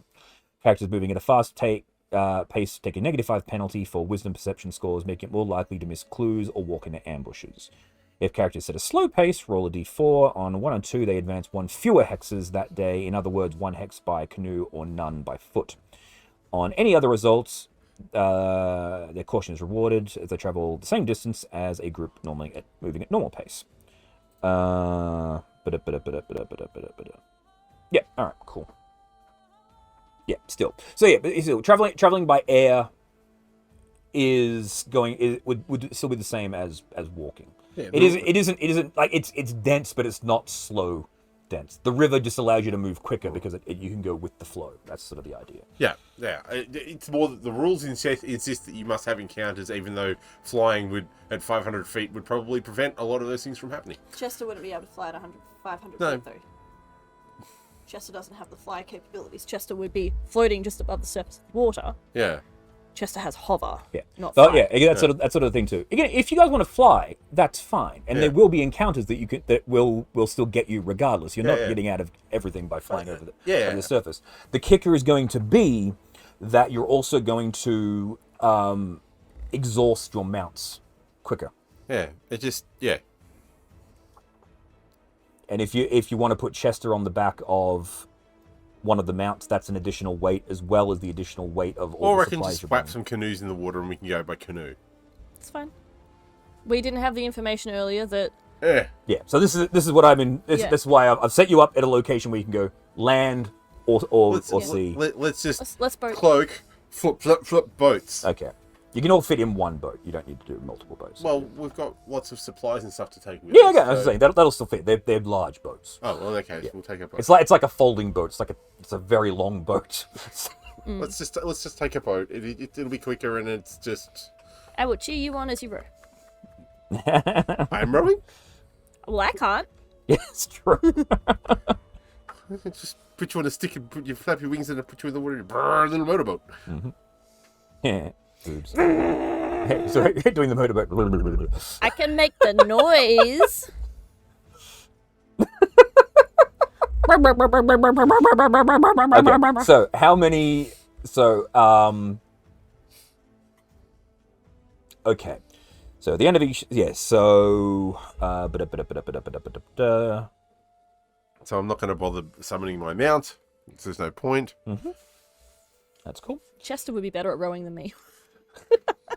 That's all right, Jackie. Well, actually, you could do that. You could harness up Chester and have him pull the boat along the water. Chester and Jill.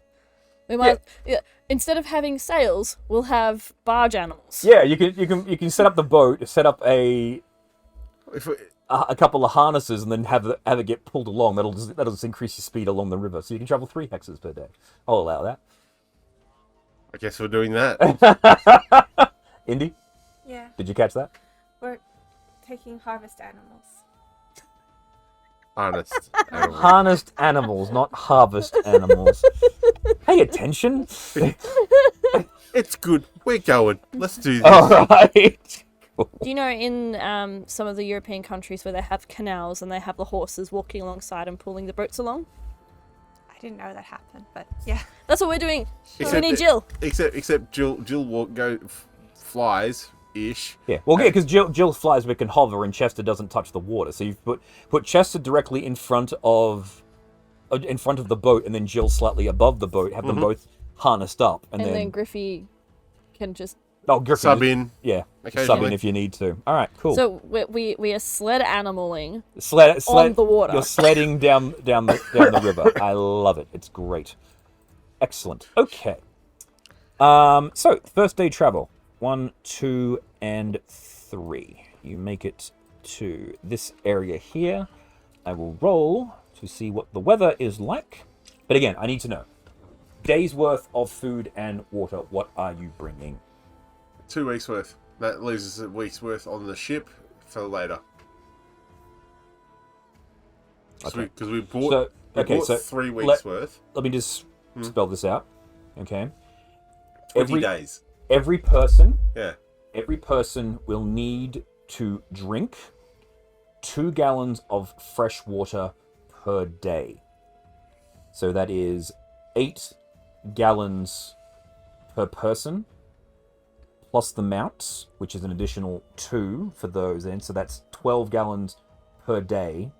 So 24 times 12 gallons. I have, in the bag of holding, Yeah. 10 40-pound barrels of water. Okay. And 10 40-gallon barrels of ale. Okay, so hang on. So 24. Currently. Just working this out. 24 times... So 288 gallons of water you need.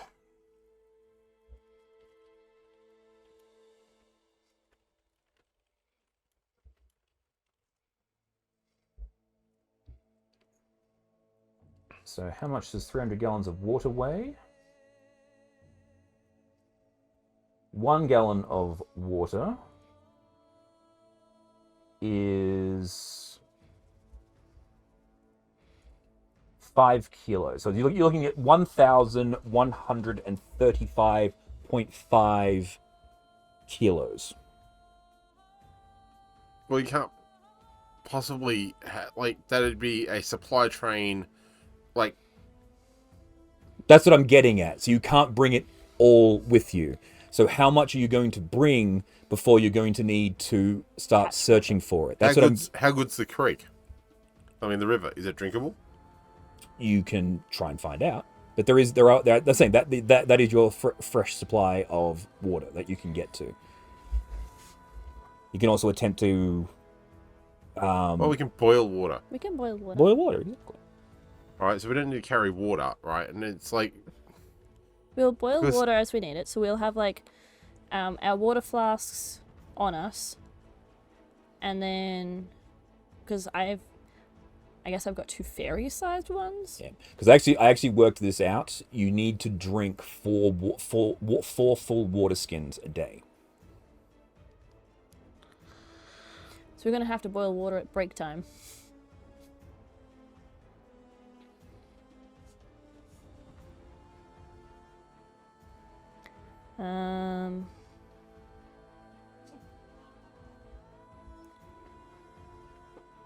Again, this is an exposition. It's not meant to be simple to sort out. Guys, the boat sounded pretty good right now. Yeah.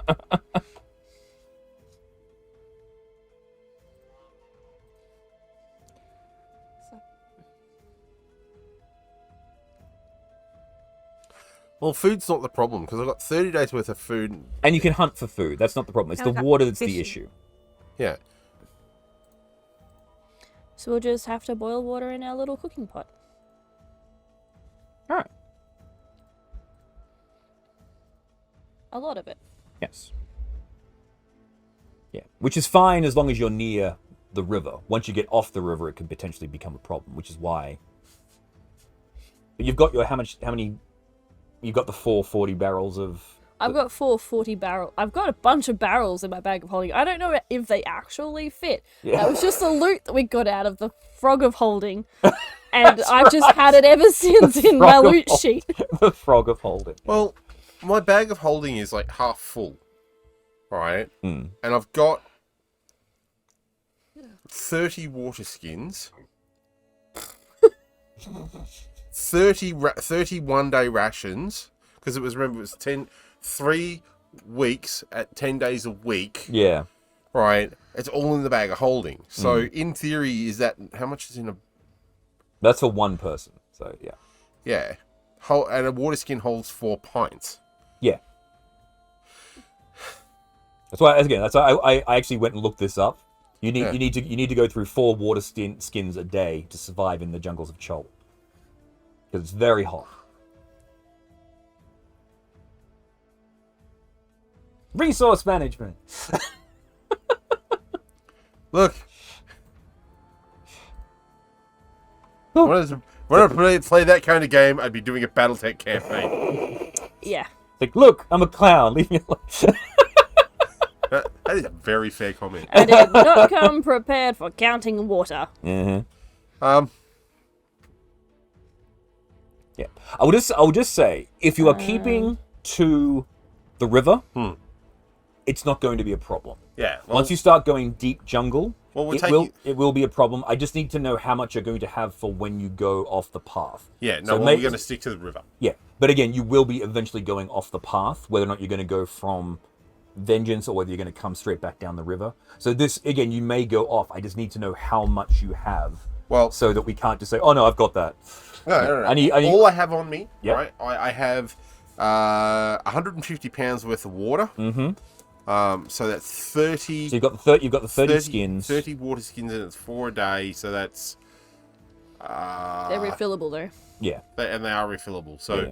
So let's just do the math. Let's do the math here. So. 7 days. Yeah. So 30 divided by 4. 7.2. That's times 4. That's the wrong number. 28 when 2 left over. Yeah. Yeah. So you got 7.5 days worth of water off the track for yourself. Yeah. Right. I have 30 actual days worth of food. That's fine. Yes. So food won't be the issue. Water is the issue. Yes. You want to just boil water. And we can boil water, and you've got your bag of holding with its 400,000 gallons of water.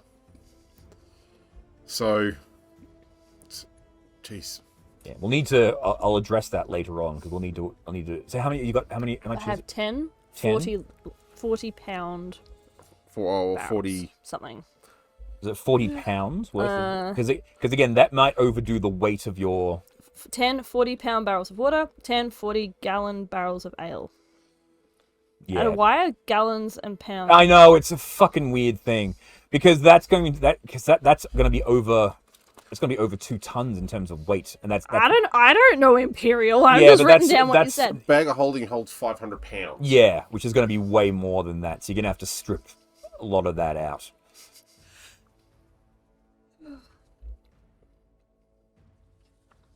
For argument's sake, you could say we left the beer at the. Yeah, we left the ale. Ale at the 17 daggers. The 17 daggers. Wow, asset management 101.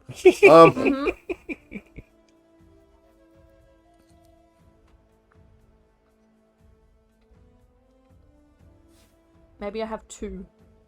I was like, if you want to, you could just break it down into skins. We can just. How many skins are in 40 pounds? I'll just say if you want to just do. We'll just say 30 with. So same as I've you just say like one barrel is 30 skins. So I have. Actually, how much is 30 skins are 150 pounds. Actually, how much is the weight of a skin? It's 150 pounds for 30, so it'd be 1.5 for a single skin. Yeah. Yeah, that's actually easy enough to work out. So just divide your 40 pounds by 1.5. So.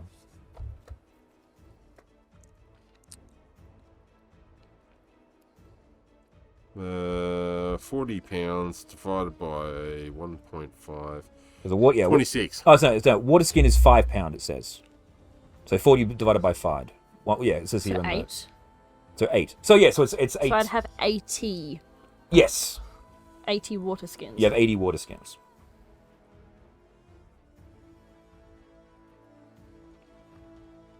Yes, you got 80 water skins worth of water. So you've got. That's still too many to go in a bag of holding. Yeah. I've got a bag full. You've all got bags of holding. I mean, it's just again, just to decide. Okay, let's just do basic reaganomics. Yep. Let's just say everybody has 30 water skins. So you've all got in your bags of holding without refreshing them 7.5 days worth of water. Yeah. All right. So everyone into your D&D Beyond thing, add your 30 water skins if you don't have any already. Got them. Yeah. And can you add in for tricks? Yes. And then I will delete that out of the loot sheet.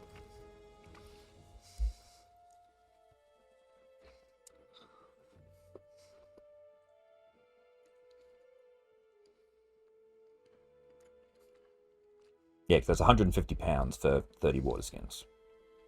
Yeah, which makes sense. Yeah, cool. So we'll go with that, and that should prevent that. My question is... Yes? You say, was it 2 gallons per person or 4 water skins per person? 4 water skins per day per person, yes. Very. Yes. Okay, so you can have 1. Like, I don't think I could fit 4 water skins worth of water. It's very in a hot. person. It's really, really hot. I'm bathing in You've it. got to bathe in it. Yeah, basically, you're now a fish. I just live inside water. Yes.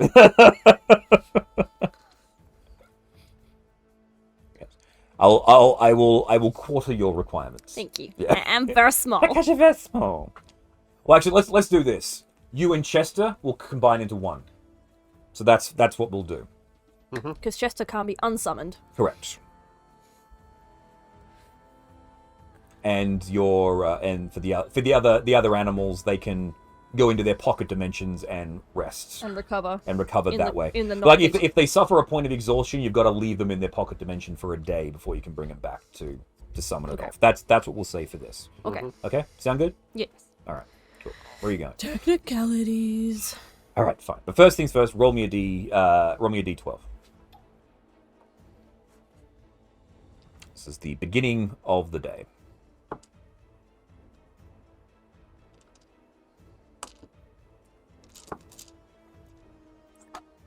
No, that's a D8. You want the... One that looks like a d20 that isn't a Yep. d20. I think it's a 9. 9? Okay. So the beginning of your adventure, you have no random encounters. Yay! Kegara! Roll D12. 2. 2. You find no random encounters. So, 11. there are no random encounters on your first day of travel. Well done. 1, 2, 3. Let me just roll for the weather, because the weather shifts. It's kind of weird, actually. You gotta roll for encounters as well as weather. Wilderness encounters, no. I want... It says cannibals. I read that as cannabis. It's like, hell yeah.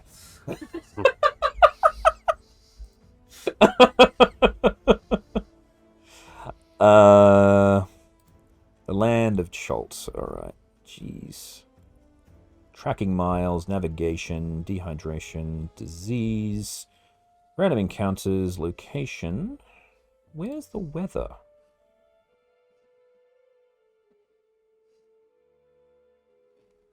Might be in dehydration. Food and water.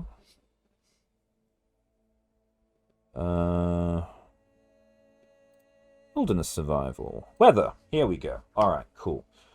So I roll for this. It is a 19. It is 1... Oh, jeez, we had a lot of things to do here. Alright.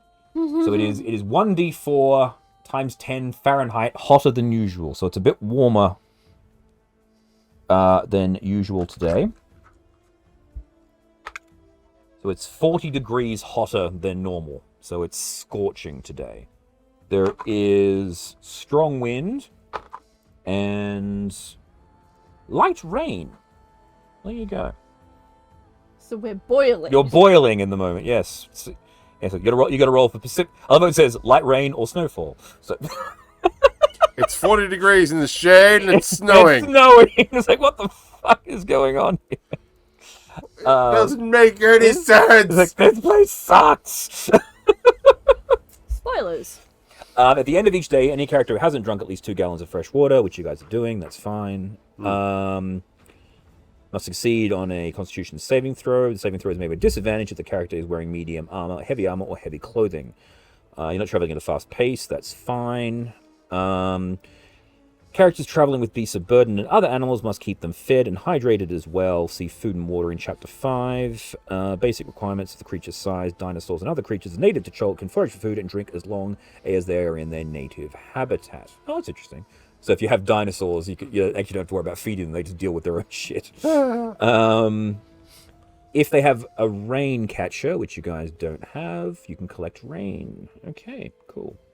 And you're boiling water, so there is no... You're actually boiling out all the diseases. Well done. Alright, so. Day 2. Jackie, roll me for encounters. 1. 1. Hoo-hoo. Here we go. It's a thing. Thanks, Jackie. Thanks, Jackie. Thank you, Jackie. This is normal jungle encounters. Roll me a D100, please. How do I... There we go. So here is your... Alright. So as you are traveling, you come across... side of the river. You see what appears to be ghostly apparitions just traveling in the opposite direction to you. What would you like to do? I just ignore them, right? Well, unless someone else has a better idea. I mean, they're minding their own business. I mean, yeah.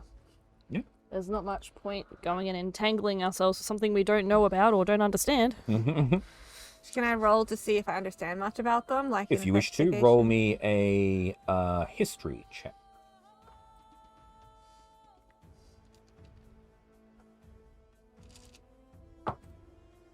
I rolled a 19 plus whatever plus 2, so 21.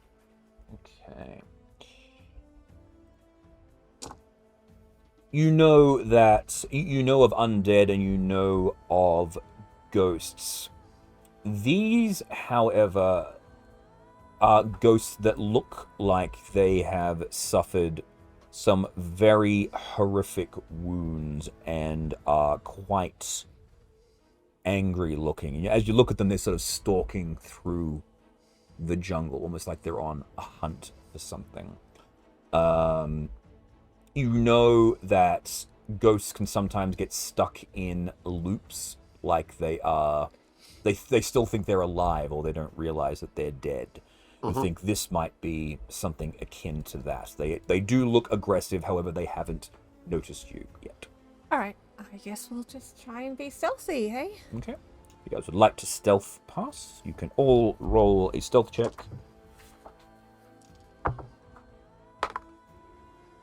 Boat stealth. Boat stealth. This is just to just be quiet, sort of drift past as you go. Oh, I have an advantage for stealth too. Yes, it is. It's stealth to avoid making noise because you are attempting to avoid making noise. Jackie. 12. 12. Figaro. 24. 24. Fleur. 30. God. Plus 16 to stealth. Yeah. That's cool. All right. You manage to drift past them all without issue. And they pass you, and then you see them point and begin to attack something that isn't there, that you can't see. And then you see one of them getting pulled up and like ripped apart. Looks like they're fighting some sort of beast of some kind. But the beast is not there to be seen. And they all get killed and they lay on the ground. All right, Kegara, give me a D12, please. 2. 2. No random encounter. Fleur. 8. 8. All right. Day 2, you pass. A new design here. All right. 1, 2, 3. This area, as you pass through it on the 3rd day, Ooh. as you are traveling, An aqueduct? it is a bridge. Like you're currently passing through a ravine. Oh, hang on. Let me... There we go. All right. This is...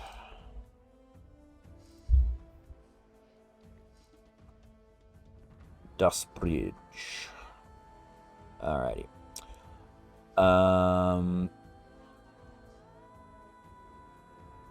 As you are coming through this canyon, coming out of the fog, you see an enormous bridge, part of which has collapsed down. You also notice the sound of giggling, which is kind of pleasant to you, Kegara. It feels like home. It's like the giggling of a comfortable giggling. However, you realize this is the sound of monkeys in the trees all around. And you actually see flitting between the trees monkeys with wings. Oh, flying monkeys. Flying monkeys. Fleur, with your godlike eyesight, Eyeballs. are able to see there is a statue of some kind at the center point of the bridge. Will I be able to keep a pace with the party if I fly up? To have a look? Absolutely, you can. I'll tell them I'm going to go look at this statue and I'll be back shortly. All right. A stone shrine stands at the midpoint of the bridge. It consists of an imposing statue of a Chultan warrior wearing a mask, hunkered down like a panther ready to pounce. Almost like he's almost so bulky he looks like a giant gorilla. Yeah. Like the monkeys elsewhere on the bridge, the carving is highly stylized. Bright gems flash in its eye sockets. A human skeleton lies crumpled near the statue's feet. Several of its bones are obviously broken, but it's impossible to tell whether these injuries happened while the person was alive or were caused by scavengers after the death.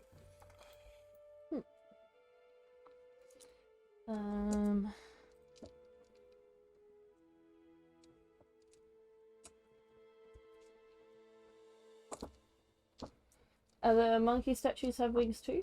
They do, yes. Yeah. See, fly monkeys. Whee! Can you rotate the map around a little bit so I can see the dude? Mm-hmm. So he's looking very, very nasty, and he's got red Very brilliant. gem eyes. I've never seen a statue carved like this before. What do I have to help me with what I'm trying to do? What I'm thinking.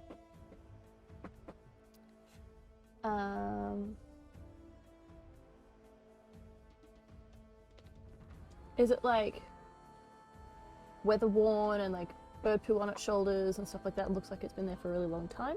It does, however, around where the arms are, like you can sort of see there's like moss and everything growing over it, Yeah. but around the joints, it seems surprisingly clean. Suspicious.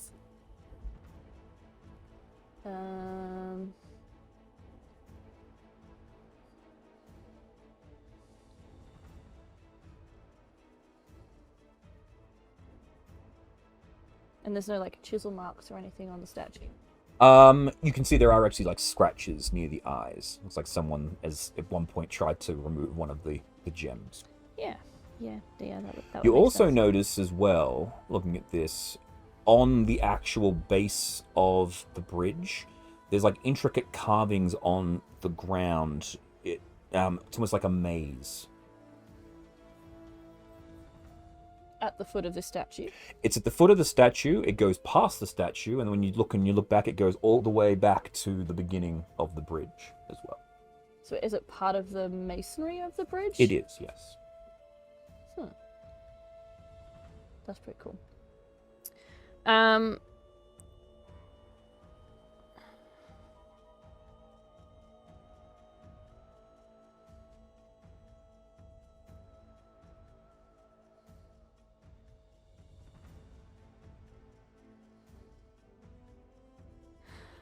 I would like to use Druidcraft Mm-hmm. to create like a little flower wreath and put on his head. Okay. You summon a flower wreath. Red flowers to match his eyeballs. Okay. He now has a very lovely flower wreath on his eyes. On his head. Pat him on the head gently. Okay. Have fun. Keep your eyes. So as you pat it on the head, the head goes. Not patting? What about scritches? Sorry. What about scritches if you don't like patting? You're scritching him on the head now? Yeah. All right. He's going to swing at you. Oh. Well, clearly he doesn't like friendly contact. Maybe I should have asked for permission.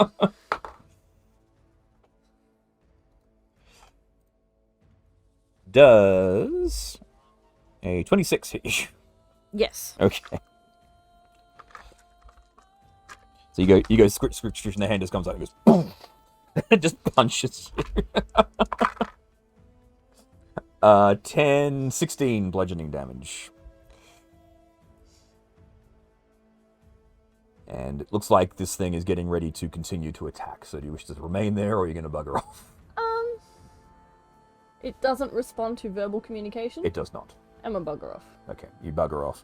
You see this as you flutter off. Everyone's on the other side, and you see it sort of just looking down at you, and then it just sort of goes back and reforms its position.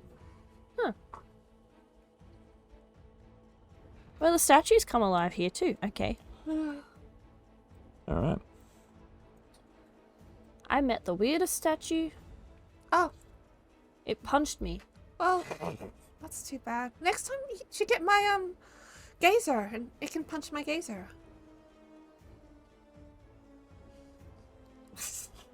I mean, yes. I'd rather it punch my But gazer than you. your gazer doesn't come back and tell us what happened. Ah, It just goes. Pfft. Now, provided she's looking through it when it gets punched, she can tell what I happened. can tell. Oh well, you know. She's just got to remember to switch on the GoPro. Alrighty, and that'll be the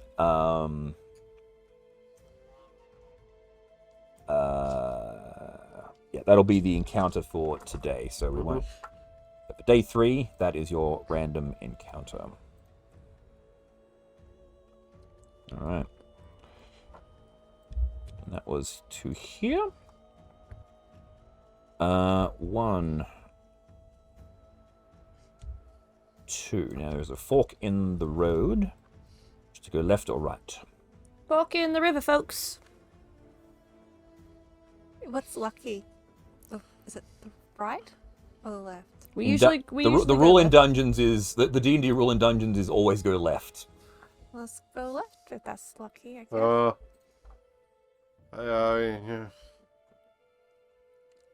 So do we have that the toppy bit actually just shown?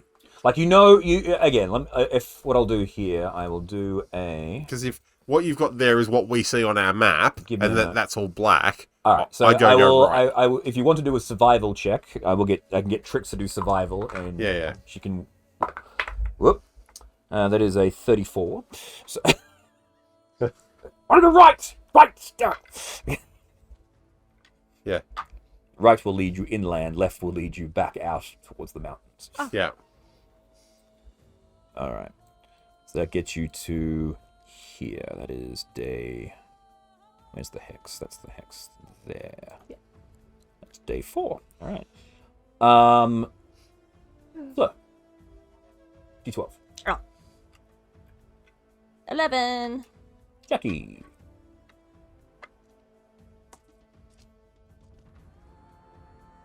Is this a new day? Yeah. So I should take a long rest and recover my hit points? Yes. That must be nice. 8. 8 and Kegara. We're having an encounter. 11. No. Oh, I just rolled an 11. Yeah. Oh, So far, you've only had an encounter on a natural 1. all right. All right. Day 4, no encounters. Day 5, 1, 2, 3. At this point, you are actually coming out, and you see before you a massive swamp area that widens out. You're still on the river, but you've also got like swamplands. This is the middle area known as the Aldani Basin. Kegara, D12. 6. 6. Jackie. 10. 10. And 3. okay. And 1, 2, 3. Next day. Roll my dice. Hero. 3. Jackie. 1. And I rolled a 7. Okay. Midday encounter in the middle of the Aldani Basin. Oh. Roll me a D100, somebody. Whoever rolled the 1, roll the D100. Jackie. Jackie. Those 2 d10s again. That one. Or would you like the big ball? Nope, she's already rolled. Is that 2 ones? 11, I think. If it's a 10 and a 1, Yeah. then it's 11. 11. All right. Oh, this is going to be interesting.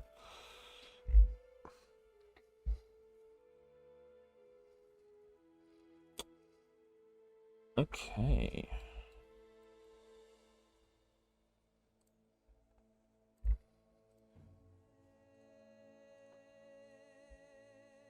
This is a lot of things. Are they good things? No, not at all. It's like, ugh, okay. Where am I? Annihilation. I need the Aldani Basin encounter map. It's wet. Yes, it's very swampy. Alright. So you guys are moving through the swamp. As you are, Kegara, you hear. We're about to be attacked. And I would like everybody to roll initiative, please.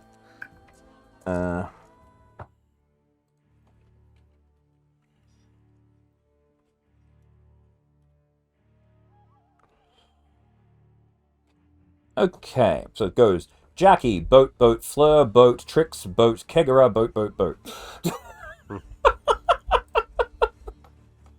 Okay, so Jackie, you see these boats coming out of the fog, rolling up on you. What would you like to do? Can I just put that in?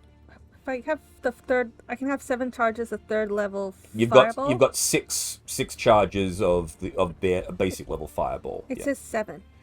You have 6 because the bandolier had 6 grenades in it. Okay. So you have 6 charges. And Trix, let me just double check her inventory. She has the walloping ammunition, the regenerating swift quiver, the short bow of Qualish, the forest shroud, the crystal ball, 1 superior healing potion, clockwork amulet, medallion of flight, and that's it. That's all she got. So who had the ring of the necklace of fireballs then? Someone probably bought it but forgot to add it in the inventory. Yeah. And anyway, Jackie, you're up. What you gonna do?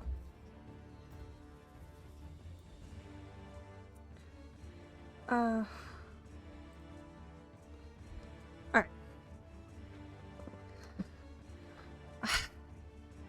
I will just do my cantrip.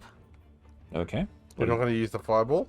I don't really know what it does. So it just says this DC of 15. If I throw Yeah, it's you shoot it at someone. It's a 20-foot radius sphere, and then it is 8d6 damage if they fail, or half that if they succeed. So shoot the wand at the nearest boat.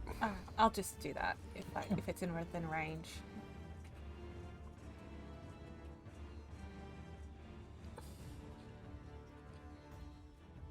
Okay, there is 1, 2, 3, 4, 5, 6, 7. Which boat would you like to shoot at? There's this one here, there's this one here, this one here, this one here, this one here, this one here. I can only get 1, right? Correct. Well, I'll just get the one with the most people in it. They all have the same amount of people on them. Well, I'll get the closest one. They're all just equally close. Oh, are they? Get number Pick a number, 1 through 7. 3. 3. Congratulations. Was that so hard? You have picked boat number 3. Congratulations, you've Please picked boat roll number 3. 8d6. Yes, roll 8d6. So 1, 2, 3, 4, 5.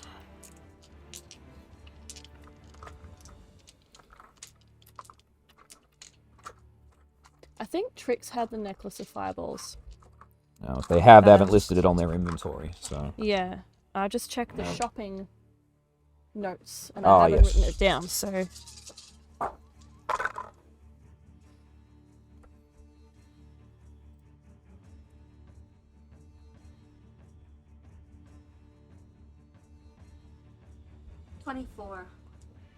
Okay, so 24 damage, and the DC is 15, correct? Yeah. Mm-hmm. Okay, so the two of the ladies passed, so they're taking 12. I have alchemist fire flasks in my inventory. These two fail, so they take 24. 24.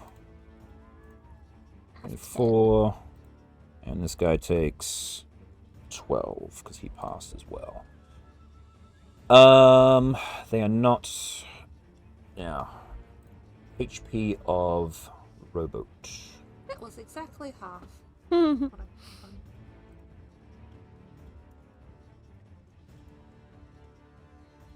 Use Rowboat for...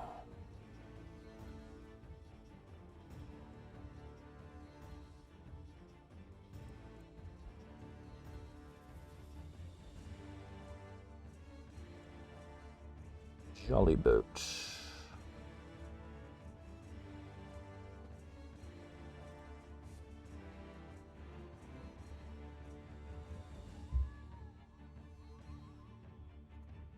I just need to double check. I don't think we have stats for a regular boat, but if it does, I'll just give him 50 hit points.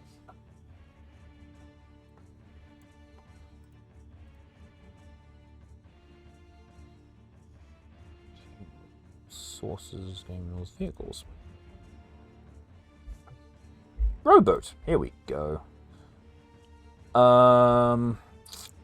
Large vehicle, 10 by 5 foot, yes. 50 hit points, look at me. They are immune to poison and psionic. They have no vulnerabilities to fire. So that is it. Alright, cool, done.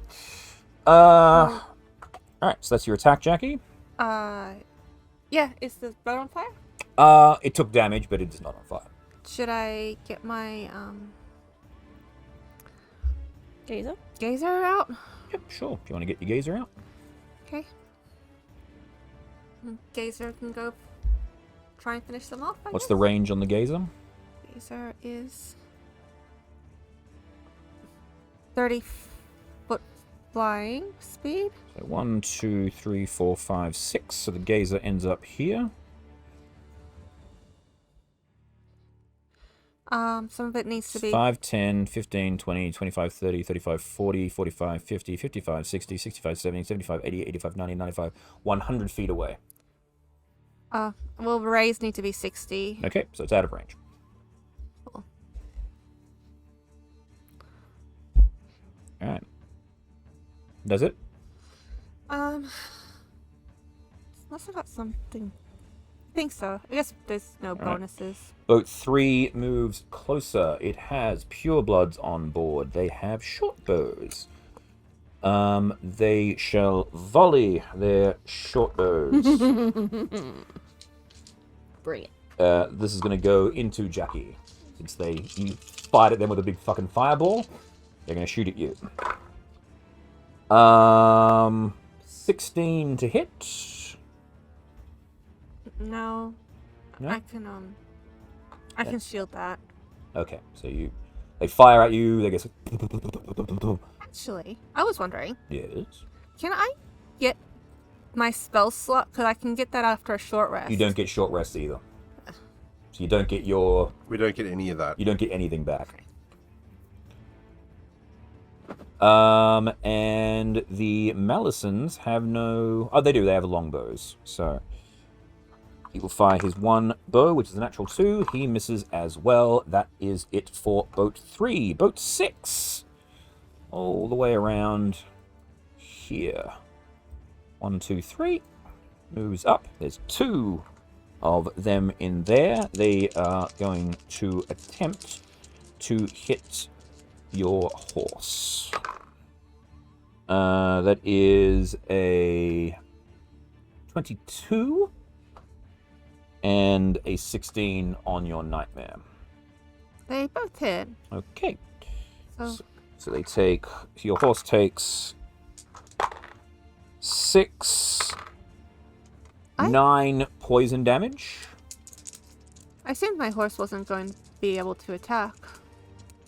Well, it's attached to the boat. You're just pulling. It's just pulling your boat along. So you can, in order to make it attack, you're gonna have to untether it. And so 9 poison damage and 6, 11 piercing damage. Non-magical, if that makes a difference. All right, and that's it for boat 6. Fleur. I'm gonna get Chester to blink out of his harness to me. He blinks out. Blink. And we are gonna charge. Okay. Oh no, he's been garbage object again. Son of a bitch.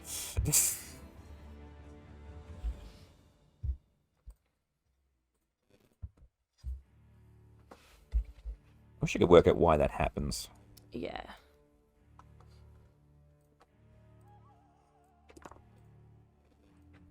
So where are you going?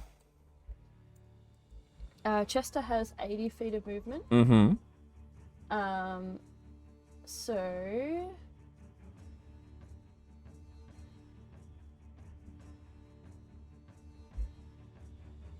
let's go towards the boat on next to the tree. This one here? Yep. So 5, 10, 15, 20, 25, 30, 35, 40, 45, 50, 55, 60, 65. Hang on, let's do this better. 5, 10, 15, 20, 25, 30, 35, 40, 45, 50, 55, 60, 65, 70, 75, 80. Yep. Straight there. And we are gonna punch a hole In the side of the boat. in the side of the boat. Go for it. Attack the boat. Yep. Um,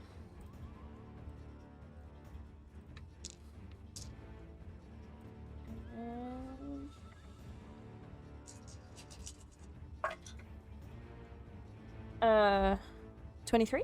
That hits. Roll for damage. 10, 11, 19 plus 5. 24. 24 force damage. Cool. There is half a hole in the boat. It is very badly damaged. Alright. Second attack. 11. 11, that's the AC. So 13, 19, that's another 24. Another 24. You think this boat, one more little flick and this boat will completely shatter. One more little flick coming up. 22. Yep. So you come up and you pow pow, hey, and the boat just breaks in half. Yep. The snakes are like, ah, fuck. Yep. Our boat is sinking. Yeah. And then Chester will bonus action dash away. Okay. So 3 of these guys will get opportunity attacks. Nope. Nope. Why not? Because I'm mobile.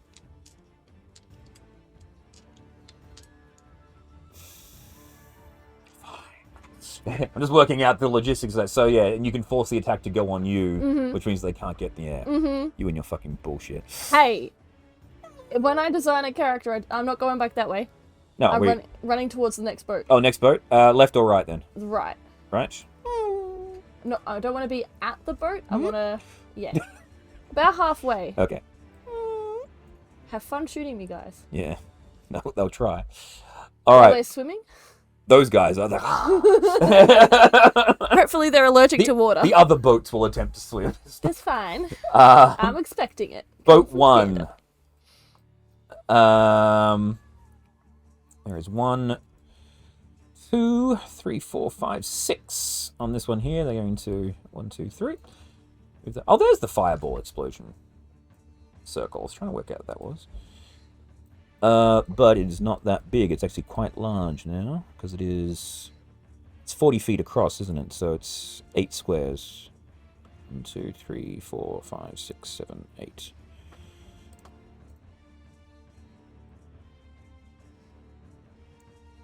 Ooh. 1, 2, 3, 4, 5, 6, 7, 8, 9, 10. Oh, too big.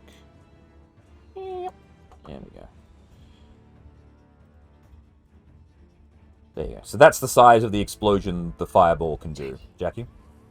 That's the boom that you get with the fireball. Where was the boom? The boom was there, so it boomed all of them. Did it destroy the boat? It didn't. It did 24 points of damage to the boat. Okay. Yeah. So it halfway destroyed the boat. Did it set the boat on fire? No, because it's technically an object being carried, if that makes sense. So. That's so dumb. I know. It's not being carried, it's carrying. Yes. It's also very damp. Inside of it, I suppose. Hey, that ship's gonna go on fire without it. Anyway, Damn. moving on. Fuck that horse. So. 3, 4, 5, 6. 6 ladies and a dude. They don't need the horse, do they? What? What do you mean they don't need the horse? What's the AC of your horse, by the way? It's 13. 13, okay. Miss, hit, critical hit. Ooh. How much health does your horse have? It was 68, now it's like 48 or 40, 49 or something like that. Alright. So, piercing damage. It is going to take 4, 7, 13, 19 piercing damage.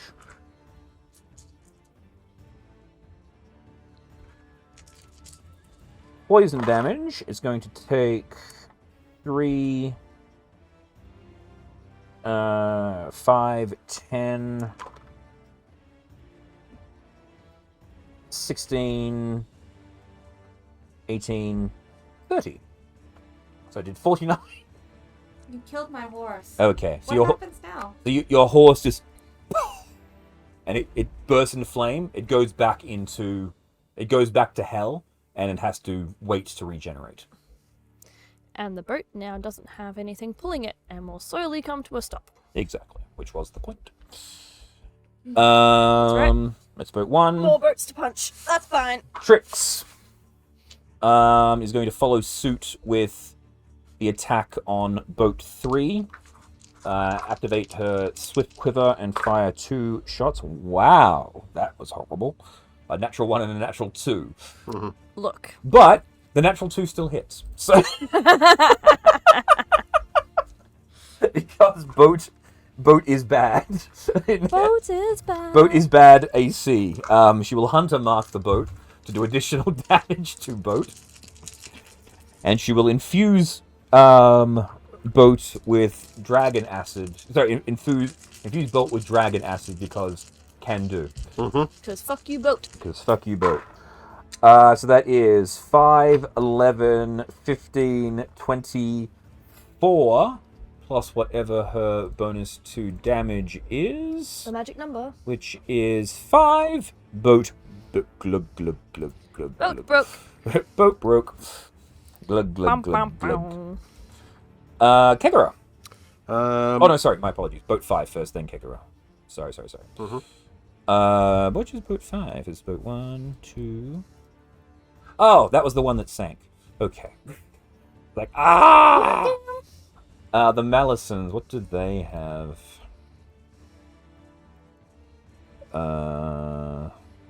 They have scimitar and longbow, but they're also drowning. In snake form, they don't have any swim speed in any of these positions. Which is a bit disappointing. So they're going to attempt to swim after the get her! Trying to go after you. It's like, what the fuck is that? Kegara, you're up.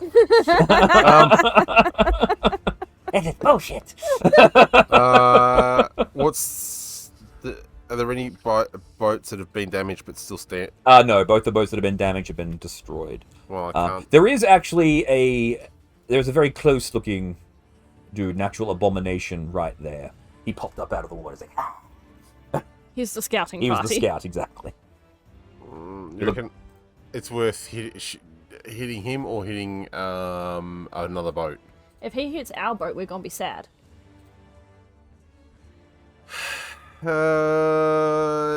You You have cantrips, right? Yeah, firebolt. I'll throw a firebolt at him, I guess. Go for it. 15. That hits. 3d10.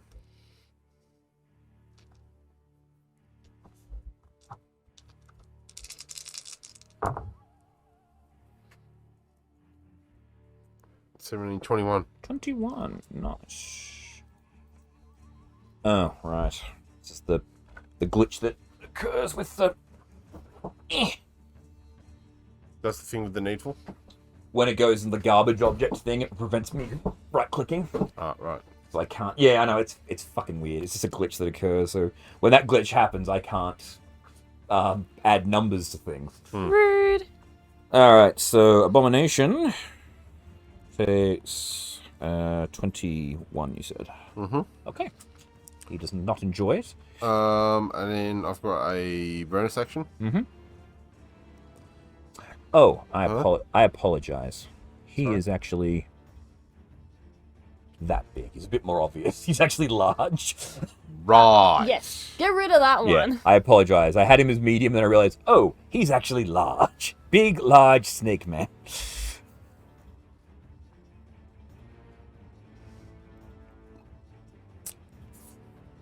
Bonus action.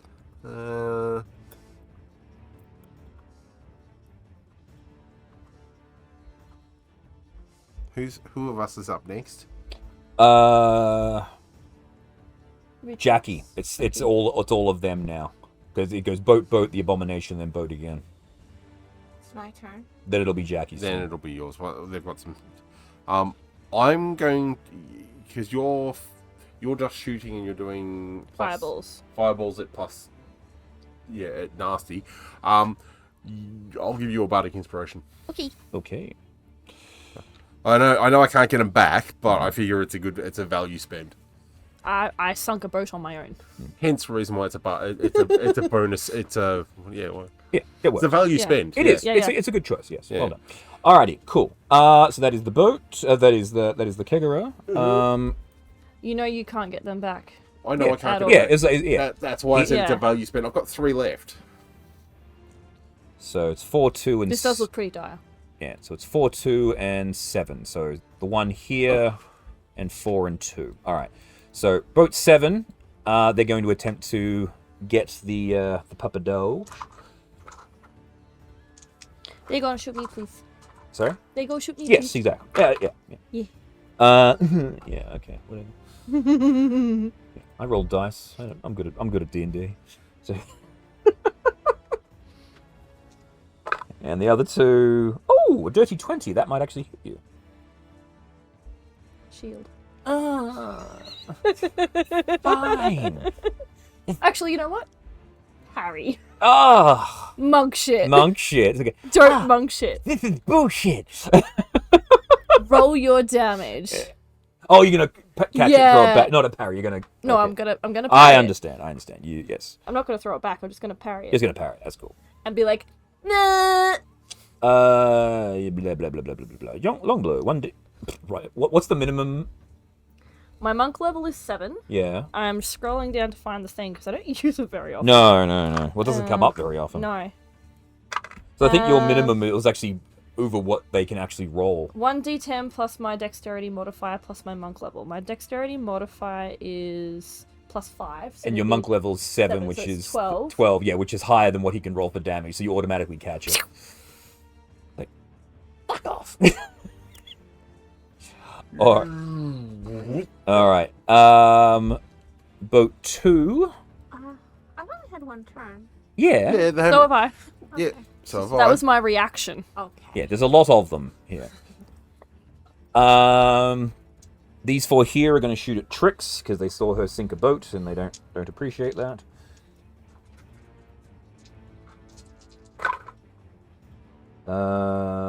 Nope. Hey, he might have got one. 17. Tricks. Nope. Fuck. Okay. Yeah, this is really going well for us. Boy, are we great. And that was boat 7, boat 2, and boat 4. This is boat 4. All right. So 2, 3. Boat 3's drowned, right? Yes, you blew up boat 3 and boat 5. So, Yep, so I'll just... we got 5 left. Yes. So 4 of these. Going at tricks. Oh, I got 1 hit. Yay me. Make that 2 hits. Alright. So D8, D6. Okay, so trick takes 4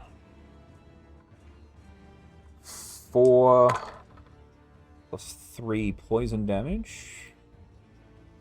So 7 poison damage. And then the longbow from these ones here is just a D8, which is 8 more. They don't have poison on theirs. Alrighty. So that's boat 4, boat 2, and boat 7. That is it for... Yeah, alright, that's it for them. Jackie, back to you. Are they all rowing or is there only one person rowing? The boats are actually just moving. They appear like they're magically propelled. Okay. Because these be magic people. I was just wondering because my gazer can affect movement and stuff. Oh, I apologize. The abomination hasn't gone. Rewinding. Blah, blah, blah, blah, blah. The abomination is going to come up to the boat. And he is going to use his constrict on the boat. He's going to squeeze boat.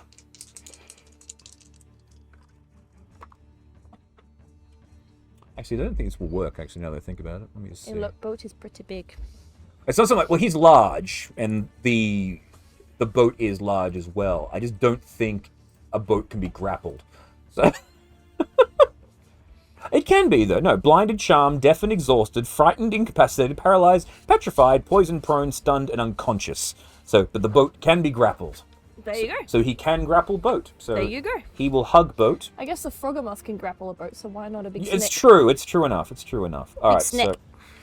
So, yeah. So he will grab boat and squeeze boat. So 2d6 plus 4 squeeze damage on boat. So 10 boat damage as you see this big creature sort of slide and wrap around the boat and do 10 damage to boat. Boat take little bit of damage, not much damage.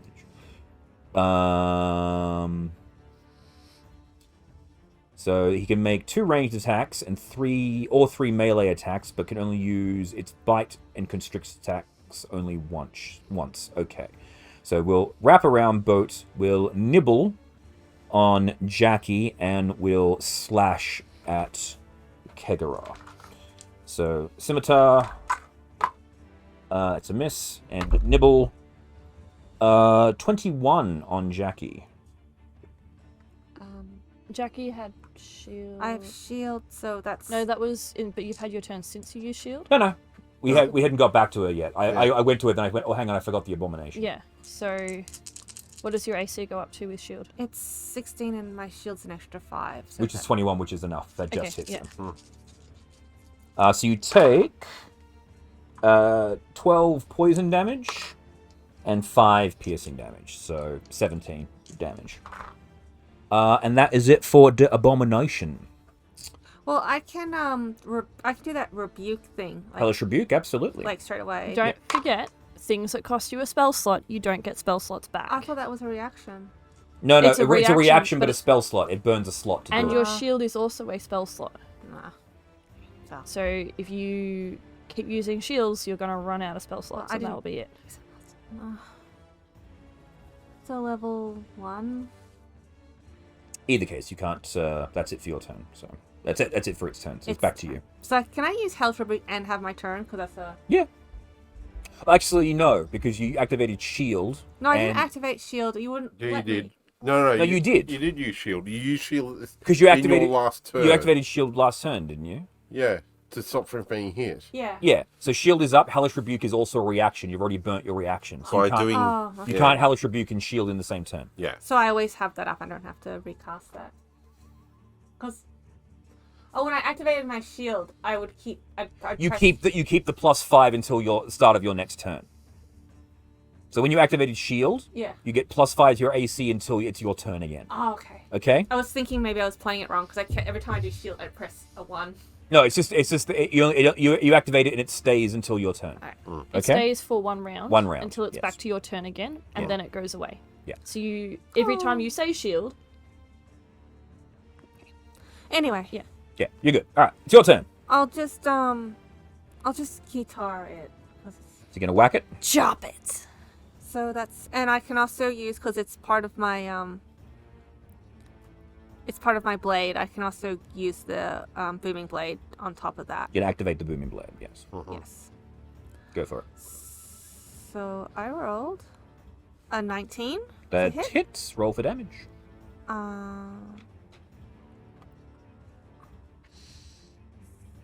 So it's 18 plus my blooming blade, which is 2d8, and if that thing moves, it gets another d8. Nothing ever seems to move when you booming blade, but it's there. Where's a d8? Double triangle.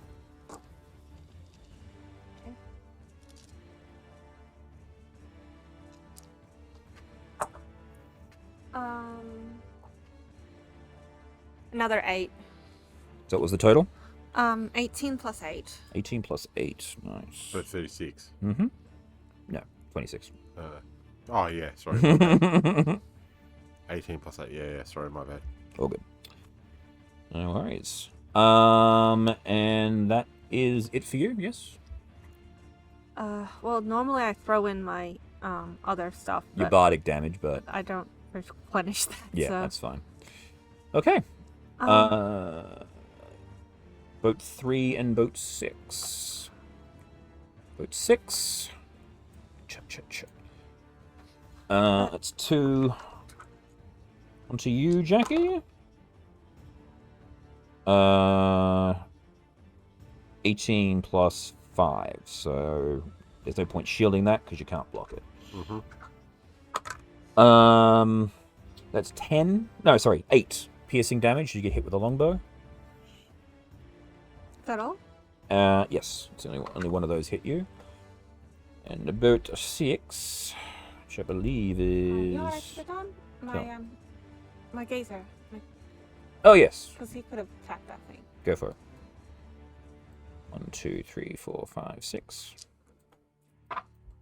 I rolled a 1 and a 4 for gazer. Okay. What are the effects of 1 and 4? I always roll 1 and 4, it seems. Actually, if he's right next to you, he could just bite as well. True, but what is he doing? Well, I rolled for that. So one of them is the eye gaze. They're all eye gaze. Dazzling ray. Dazzling ray. So what is the check? D12 wisdom save throw or be charmed. He rolled a 19, and I think 4 is the telekinetic ray, which is the strength save, will be thrown away. Yeah. Yep. 12 plus 4. 16. He succeeds on that one as well. So your gaze is it's like fuck off. I really should have just done the bite. Should have, but you didn't. Okay. Bite him on the nose. Boat 6 does things. Boat 3 was the one that you guys sank originally. Yeah, so those guys are just gonna swim. 1, 2, 3. All right. That's it for them. Fleur. Next boat. Punch boat. Punch boat. 27. Yep. 8. 10, 17 plus 5. 70 plus 5, 23. 22. 22. Yes. Yep. Boat hurt. Boat hurt. Boat hurt. Next boat. Next punch. Yes, no, I was right. No, I wasn't rolling the right amount of d6s. Was another 3. Okay. 24. Because sneak attack is 2d6, not 1d6. Sneak attack on the boat. Yeah, the boat was very surprised. Like, oh! Thanks, Chester. I didn't see the ferry coming.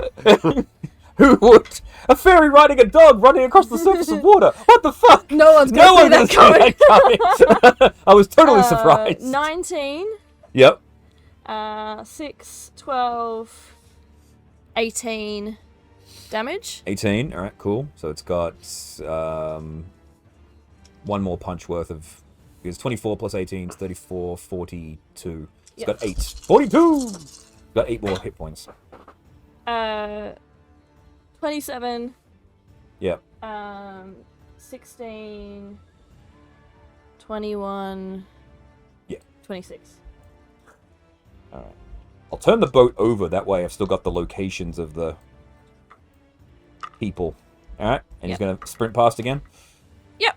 We are... So it was 5, 10, 15, 20, 25, 30, 35, 40, 45, 50. So you got 101 feet left. 110? Yep. Yeah, 110, sorry. So, let's run towards that next boat. You've just moved tricks? Yeah, no, I'm using tricks as a measuring stick. Okay. Because I didn't... This is the non-infused version Right. of you, so it doesn't have the measuring stick on it. So I'm just using tricks as Fair that. enough. There we go. And I'm like cracking my knuckles. like, fucking hell! Shoot her! Shoot her! Shoot her! Remembering you have a bardic inspiration too. Yeah, I haven't forgot. I just haven't needed it yet. Because rolling a 2, I still hit the boat. Yeah. Rolling a 1, I technically still hit the boat. Yeah, but a natural one will miss. In fact, there's actually no point to you using bardic inspirations because you can't miss effectively. Yeah. You can use it for damage, can't you? No. Oh, just to, yeah. It's only just a hit. Yeah. You use it for damage because You're special. you're special, and Yeah. Jackie uses it for damage for the same reason. All right, you've taken out 3 of the 7 boats. They see you coming. I think at this point they're just going to abandon. They're going to give up the ghosts. They're going to start going, turn, run! Self-preservation. Yeah, this is getting a bit too ridiculous. Why did they even attack us? Because we look like an easy target. Yeah, absolutely you do. It's like, fuck this for a joke. So these guys begin to turn and bug out. Will they go and rescue their friends? Yeah, well, they're not close enough for it. Yes, I can drown. Tricks. They can just drown. Tricks is going Screw 'em. for these ones here. Shouldn't have attacked us. 2. That's 4 hits.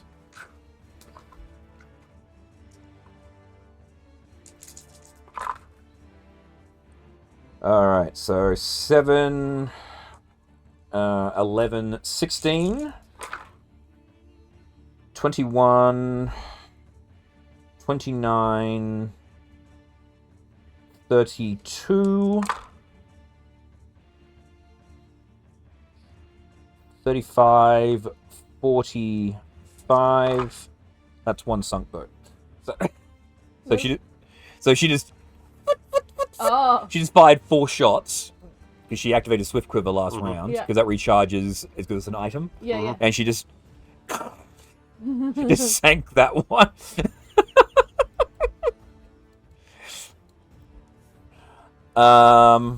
That's Tricks. Boat 5 was this one over here. They start swimming towards the tree. Kegara, you're up. You have an abomination strangling your ship. It's probably just easier for me to try and hit him. So hit him with a bow. First attack. 16. That hits. Roll for damage.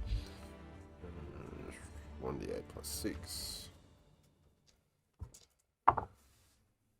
9 damage. 9 damage. Yeah. Oh wait, he's on. That's got the fire. So is it? Do you want to flick the fire on? You can do that. Yeah, 2d6 additional. 11 more. 11 more. Nice. Okay, next. 19. That hits.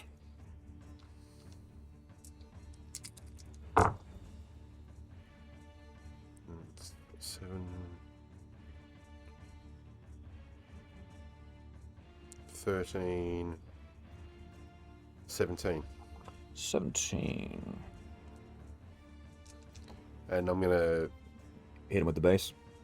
But I'll use a bardic inspiration now because that was a hit. Yep. So it's an additional d10. Mm-hmm. 4d10. Where is it? There it is. For an additional 4. Cool. And it's going to be a defensive. Yep. Cool. And for the base, last but not least, nat 20. Nice. So it's Jump! 11 plus d6, if I remember correctly. It's d6 plus 5? D6 plus 6. 6, so 12 plus d6. 5. Okay, 17. Cool. He's looking hurt, but he's still up. He's clearly not a demon or demon related. No, he is a monstrosity. Nice. Alrighty, boat fur. And boat 2. Boat 4 is sinking. Boat 2, they will travel over here and attempt to pick up their friends. They'll all get to rowing, actually, so they'll double move. They're just like, go! I'm sorry! That's it. This was a mistake. You're right, it was. We're gonna need some new boats. The abomination will still continue to squeeze boat. Hasn't looked around and gone, No, it's too angry. There's people in its face that is beating up. It's now raging at this stage, basically. So squeeze boat, boat take 10. Kegara take nibble attack. Nam nam nam. Advantage. Yes. Yes, and take sword attack. Ooh, that might actually get you.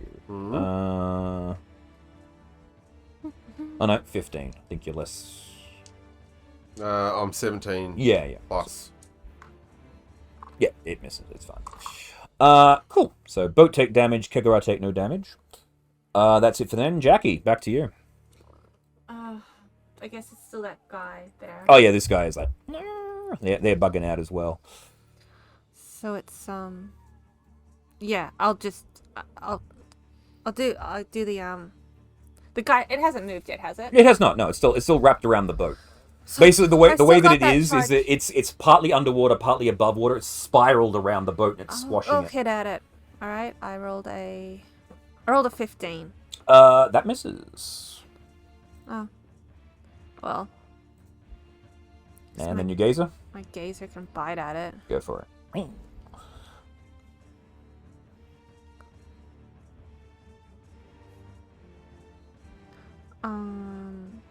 +5 to hit. Oh God. Gazer rolled a 1. Okay, so gazer goes. The gazer's. It's just trying. His teeth can't get through the tough hide. Boat 3 and 6, they are out of the fight. Yep. So they're these guys are just like, they're like trying to get. These guys will just start to get on board this boat. And these guys here will get themselves in the trees. Fleur. Let's go take care of the snake. Okay. Back to boat. We want to be on the snake side of the boat. We want to. Oh, it's on boat. It's wrapped around boat. Oh, well. So snake is boat, basically. Punch snake. Go. Yeah. Because the way that I've envisioned it, because he's restricting the boat, he's literally dived under, left up, and he's wrapped around it like a coil. Yeah.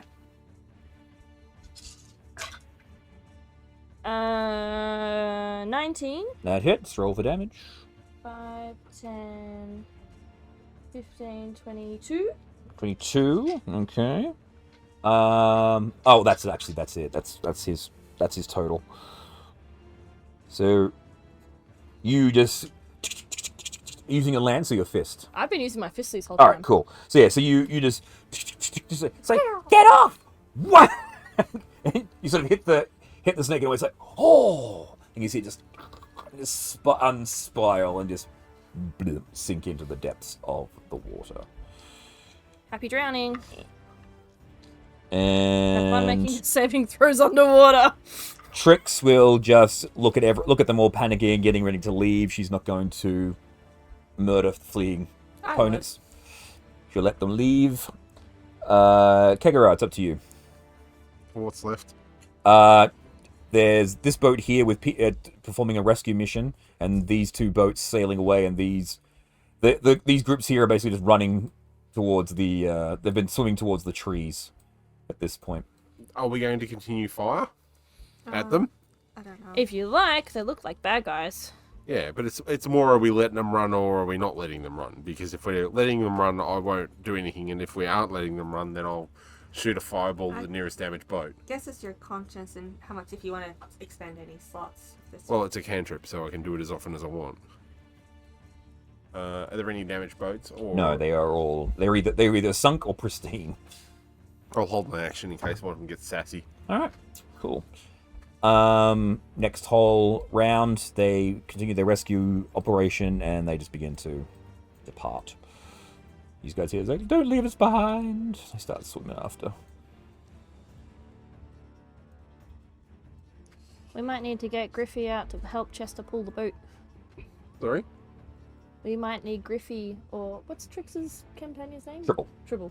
Well, I'll get Griffey out in a minute. Yeah, I can get Because Jill. Jill We're got still popped. technically in combat. Well, no, I'm saying at this point, combat's over. They're Oh, not okay, fighting. Yeah. okay. In that case, I forgot to play the music. Ba, ba, ba, ba, ba, ba, ba, ba, ba. I was waiting for that. There, sorry about that. Yes, so with their what they thought was their incredibly powerful, overwhelming odds to take out four boobs in a boat, they Wow. you have driven off the Yonti attack. I will. It's amazing what an unexpected splash, how powerful a deterrent an unexpected splash is. Yep. I will summon, because I've got to use a spell slot to summon him. Do you? Yeah, that's right. Greater Seed. Bop. No shame, Is Greater Seed a ritual? Summoning. No, does it have an R? The spell No, casting VS. time. Oh, okay, it's verbal. Casting time, though. I think it's like 10 minutes. It does take a while. Instantaneous. Oh, it's instantaneous. Okay. So summon Greater Steed. 10 minutes. It takes 10 minutes. So casting time 10 minutes. Duration instantaneous. Sorry, casting time. Yeah, Yes. yeah. So it takes 30 minutes to summon. 10 minutes. Yeah. So 10 minutes to summon, but it's So I will summon. all right. Cool. So Griffey pops up. Like, ha! Whoa! What's going on here? Yo, I need your help to pull the boat. At least it's upstream with the pup. No worries. I'll just this is take over. I don't want to get in the water. No, you don't have to get in the water. Just fly. You can fly. Yeah, but I can't fucking hover. No, but you just fly. I'm not asking you to hover. Yeah, okay. So, do you want me just to swoop over and then you lasso me round the neck? How are you tying me to the boat? See that tree over there? Yeah, Go park in the tree, we'll come to you. thank you. So he'll park in the tree. Alright, let's hook Chester up. Okay. Chester will pull the boat over to there. You guys say, okay, here we go. He's like, that's, it's so sticky. What's sticky? The water, it's all gooey and bleh. Well, that's This why... place smells. Can you smell it? Griffey, Yeah, you're complaining. I know. It's horrible here. Do you think we're appreciating it, sis? I don't know. You're the ones that were here. Why'd you bring me here? This place sucks. All right. So what's going on? We are trying to find someone to remove curses. Oh, that sounds good. And the quickest person to Whoa, I'm get so to is small through this. now. Why am I so small? Need to be bigger. There we go. That's my accurate size. All right. Now, which way? That way. Point him in there. Okay, hold on. Here we go. And Griffey will complain about the horribleness of the of the swamp for the rest of the day. I'm going to borrow some dream dust. I'm going to incept him, and then he's going to know how bad it's been for us. No, I'm not. I was just hanging out inside in the Feywild, and you bring me into this damn swamp and tie me onto a boat. What bullshit is this? Yeah. Alrighty. And that was the second roll for the day. But my third roll was. Oh, it's right. That's it. Yeah. I had roll 2. Cool. All right. Awesome. Let's move back to the Chult map, which I believe will be 1, 2, 3. So you'll be there at first light tomorrow. So 3 more dice, please. Wow. D8s? Or no, D12s? D12s. D12s. My dice roll from here all the way up and then all the way back. I'm like, What did you? 4? Kicker. 10. And Jackie. 11. Okay. And at last, at first light on... What day was this? Day... that was day 5, I think. Yeah, because it was like, hang on, so it was like 1, 2, 3, 4, 5, 6, 7, 8, 9, 10, 11, 12, Day 4. 13, 14, 15, Day 5. 16, 17, 18, 19, 20, 21, 22. So day 6. 6. 7 days. Day 6. Yeah. Right, 21, 7, 22 divided by... 7, 14, 21. I'm dividing by 5 for some reason. Yeah. Yeah, so it was... Day 7, yeah. Yeah, the morning of the 8th day. You arrive at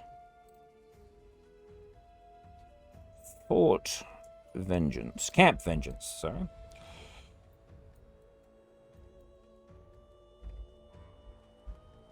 Oh, it's such a pretty little fort. Doing all this time hanging out in the forest, and then you guys just send me in to pull you up a fucking... It's so hot! Griffey. How soon can we tag Griffey out for Jill? After today. Because it takes a full 24 hours to regenerate in the hells. Mm-hmm.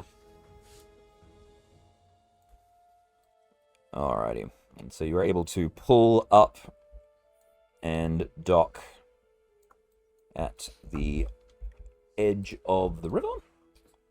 And let me read Camp Righteous. You come upon a riverside camp strewn... No, this is Camp Righteous. We want Camp Vengeance. This is the abandoned one. Here we go. Through the foliage, you see a crude timber fortification, a walled compound with watchtowers, tents inside of it, encircled by a ditch bristling with sharpened stakes. A large gatehouse faces the river, on the shore of which there are 4 rowboats tied to a wooden post. Scattered around the fort are piles of charred human corpses, flayed animal carcasses swarming with flies. Ew. Their hygiene needs work. Why do they have so many dead bodies? I have to use the old Chester model. Ye oldie Chester. Yes. Alright. Yes, the version of Chester that had that branch coming out of the ground on the base. Alrighty. It's like, alright, I'll stay here and guard the boat. You guys go on ahead. Well, thank you, Griffey. Yeah, no, I'm so tied to it, whatever. Alright. Do you approach? Sure. Okay. Who's leading the charge? Not Kagura. Me. Alright. You pull up. As you step towards the gatehouse, you see wearing rather ornate armor, which is kind of ill-suited to the weather in this place. A group of individuals, a flaming hand emblazoned on their chests. And one of them is, "Halt! Announce yourself." Hello. We are the 4 abreast, and we are looking for friends. Friends are difficult to come by here in Chult. Why would we want to be friends of you? Because we just chased away 40 snake people in the swamp. We sunk a lot of boats. You've faced the Yuan-ti. Is that what they're called? I don't know. They just had like weird snake eyes and like snake leg things and like weird arms, and there was a big one that wrapped around our boat. Oh, you better talk to the captain. Open the gate! And the gate opens. And you are let inside. And you are able to... There we go. You are let inside the tent.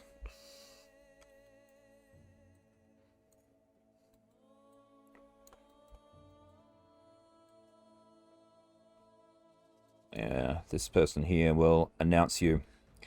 We are the four abreast.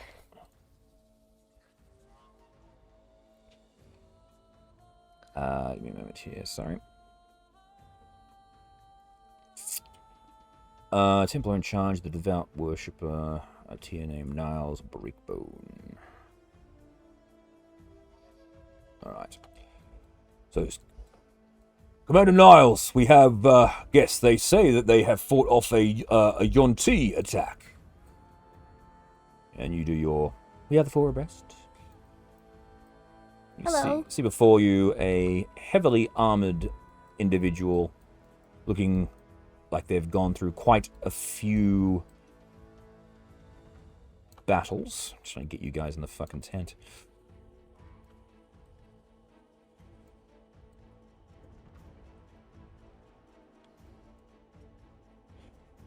And they're standing over a map of the continent, just like leaning over and sort of like planning attacks and defenses, it looks like. Stand up and goes, well, you sound like you've been through quite a lot. So what brings you to our humble fort? Well, we were really hoping that you would have a cleric that we would be able to purchase some restorative magics from. Restorative magics, you say? What exactly are your ailments? Are you familiar with, like, demon cat people? I am not, but go on. Well, my friends got scratched by them, and now they can't sleep right, so we think they're cursed. Well, we have limited amounts of magic healing, but we do have a cleric on hand. If you are simply looking for healing and we are able to assist, we will. However, there will be cost involved. We are not a charity. No, that's fine. That's fine. Very well. He goes, Niles. He goes, yes, sir. He goes, take them around to see the cleric. Yes, sir. I should also know that there was 7 boatloads of lizard snake people coming this way. There was. There was. I land on the map and walk up and point to the sword. They're in here. We sunk a lot of their boats and they ran away. Get yourselves situated and cleared out. We'll discuss this later. Okay. All right. And you head round the back, and there are tents where there are a lot of people dealing with various injuries. Some of them with cuts, some of them with amputated limbs. Looks like they've been through quite a lot. However, you are able to... This is the command tent. We've been through there. Commander Breakbone. Yes, soldier tents. That's the latrines. Where the field hospital. Here we go. All right. Sick and dying soldiers are there.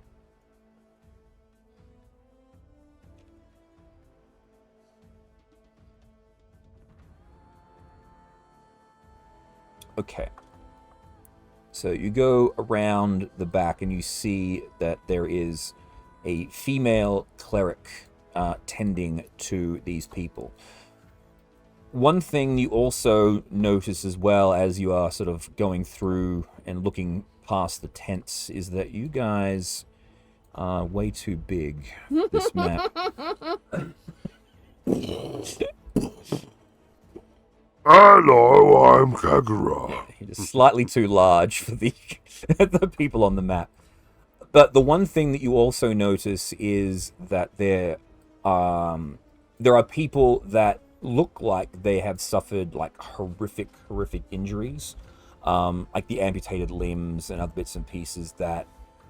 And there's even one person that you can see who they're laying down, and you do a double take. They have a hole in the center of their body. You can see all the way through to the other side of them on the bed, and they're still alive. Just writhing. Not able to make any noise because they can't actually.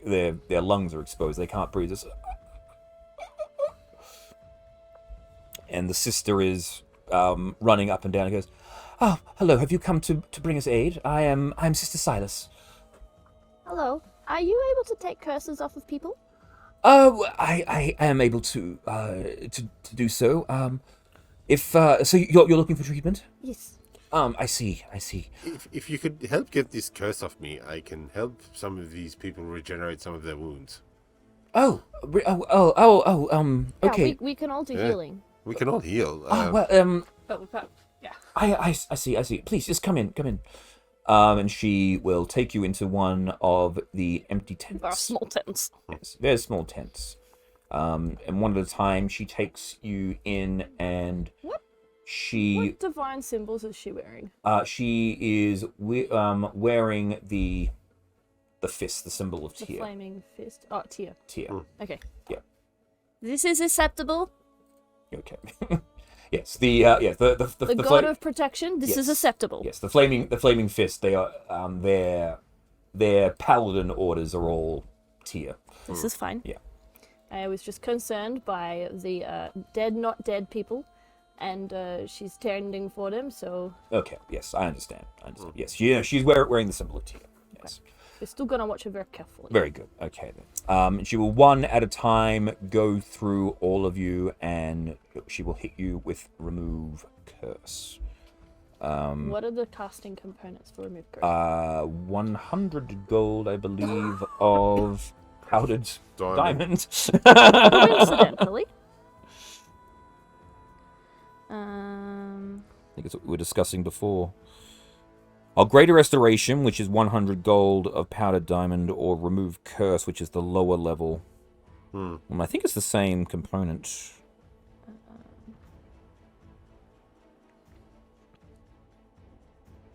No, remove curse doesn't require anything. It just it's vocal. Remove curse is vocal and somatic. That's what I thought. So yeah, so she is able to remove your curses without need of components. Greater Restoration was the one I was thinking of, which also removes curse. So you can see why they needed it. Yes. So you are able to one by one have your curses removed, and you find that like once she finishes casting the spell, there's like a little bit of a scream in the back of your heads. It's now gone. That doesn't mean we can. Right. As soon as we can have a long rest, yes, we can start healing people. Okay. So you said you were able to assist. What is it that you can do? Well, we are good at punching things, but also we have a little bit of healing up our sleeves too. Like, what made these wounds? I don't know. It's been happening for the last month or so. It appears that something is affecting the natural order of things. Everything is out of balance. It doesn't matter what happens. No one is able to die. And she like peels back, and you look at a person in there, and they're just completely ripped to shreds. And this person is just. I've tried all that I can in order to do. I've tried removing curses. I've tried every sort of magic, but no matter what I do. Counterspell? I've tried that. We've used all of our magics. Nothing appears to remove this ability. It's like a curse of life.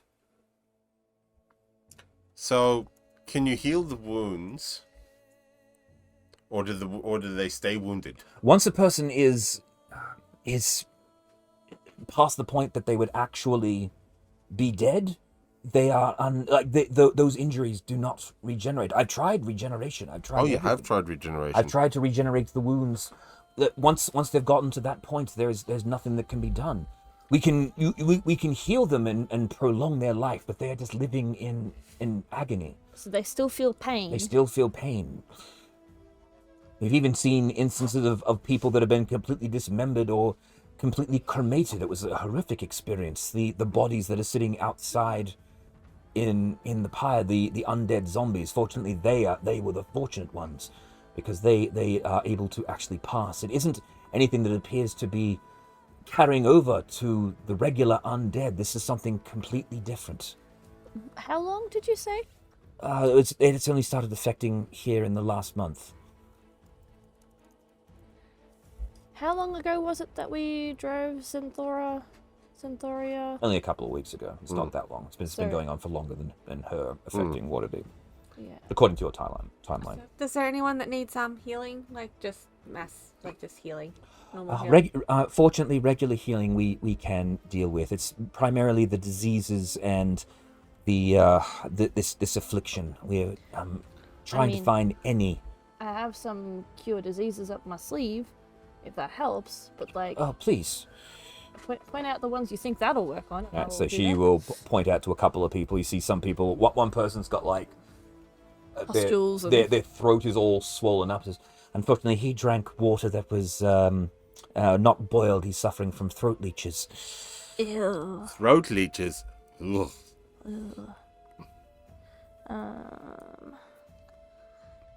Lesser restoration. Disease or one condition afflicting it. Blinded, deafened, paralyzed, or poisoned. Mm-hmm. So I can do that 3, 4, 5 times. Cool. So you go through. There's only a couple of people, but most of the people that have been injured are people that shouldn't be alive. That she's struggling to try and Soothe their pain. soothe their pain. Exactly. So here, say for argument's sake, healing word. Mm-hmm. Whilst we can't stop them from being effectively dead, Yeah. right?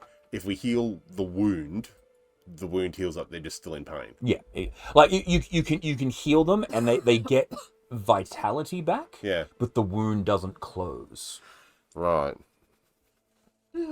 So like you basically like you heal them and you sort of see the wound. If you use healing word on someone, like as a person that's got like a massive injury, you see like the wound itself they've almost like completely bled out. You do a healing word on them and then you see the wound just begin to bleed again, and then after a time it just stops. Yeah. So it's bringing that section back to life until it dies again. Exactly. Not fixing the problem, right? Correct. Okay, I'm following you.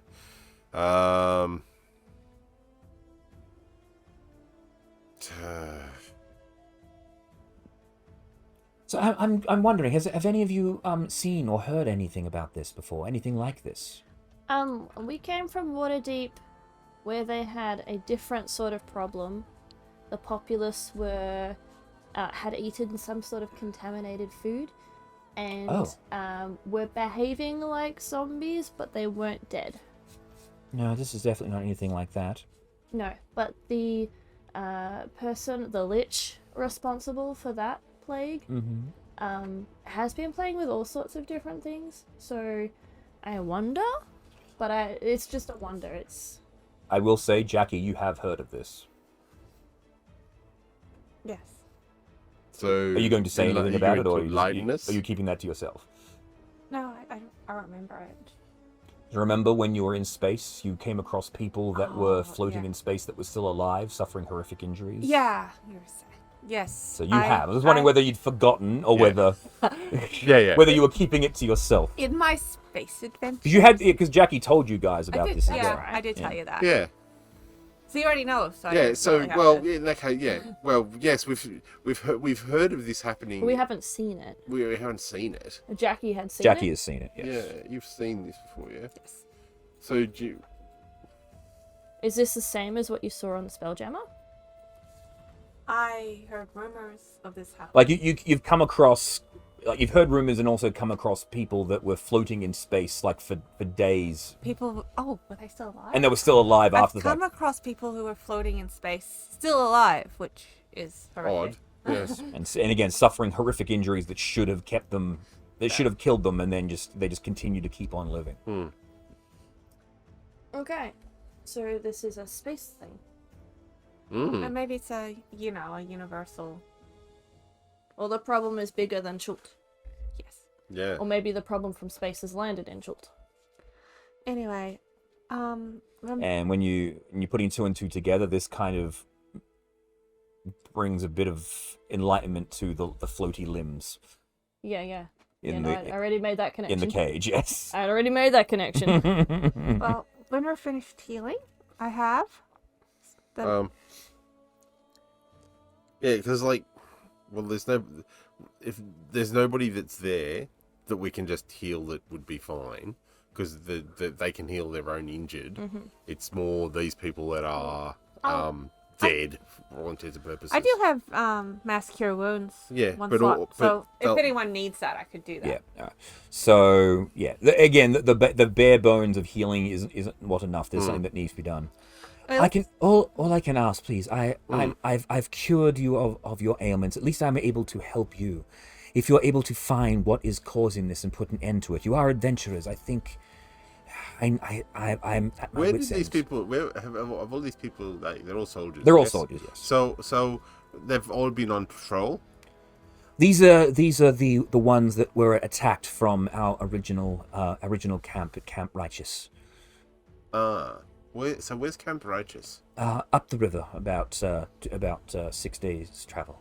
Looks like we need to look there too. Looks like we need to go to Camp Righteous. I am calling this the Unliving Curse. Sounds like a plan.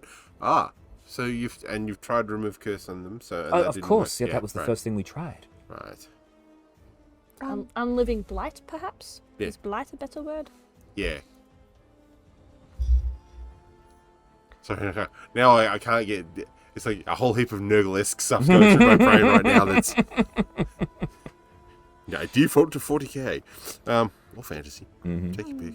It looks like I can have up to 100 people in my mansion. You can, yes. Well, I'll put a mansion up and I'll invite everyone over. Will that actually help them? You think, looking at these people, they've been through a lot. They've been out here for a while. This place has been under a lot of attack. You think giving them A night off, chilling in a mansion with a massive amounts of food, that would go a very long way to ingratiating yourself. So if you do that, you can go off to the captain and suggest that idea. Yep. We'll keep watch. You go have fun. Yes. Well, I'm gonna need a nap. We will do. And he goes. I'll keep watch and I'll send Chester if shit goes down. So basically, what the captain will say, you suggest the mansion. Goes, show me what you mean, and you can summon up the mansion. And he opens the door. He's like, this is exactly what the men mean. Doesn't smell like jungle. I will begin work on the roster of rotation. We still need to maintain our guard, and so for the rest of the day, It's 24 hours. for the next 24 hours, the Flaming Fist have their time in and out of the mansion, eating, bathing, you guys playing music and entertaining them, giving these people a chance to actually remember what it is to be a human and not just a grunt, exactly. I also wish to sleep in this. But with the ever-present threat of this new potential blight, or indeed the title of this chapter, which I have called The Death of Mortality. We will fade to black for today's session and find out what happens to the four abreast in the land of Chult in the next session.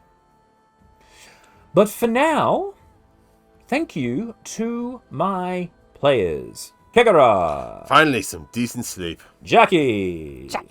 And Fleur. And until next time, everybody, remember to keep on blending. Bye! Bye. The Death of Mortality. The Death of Mortality.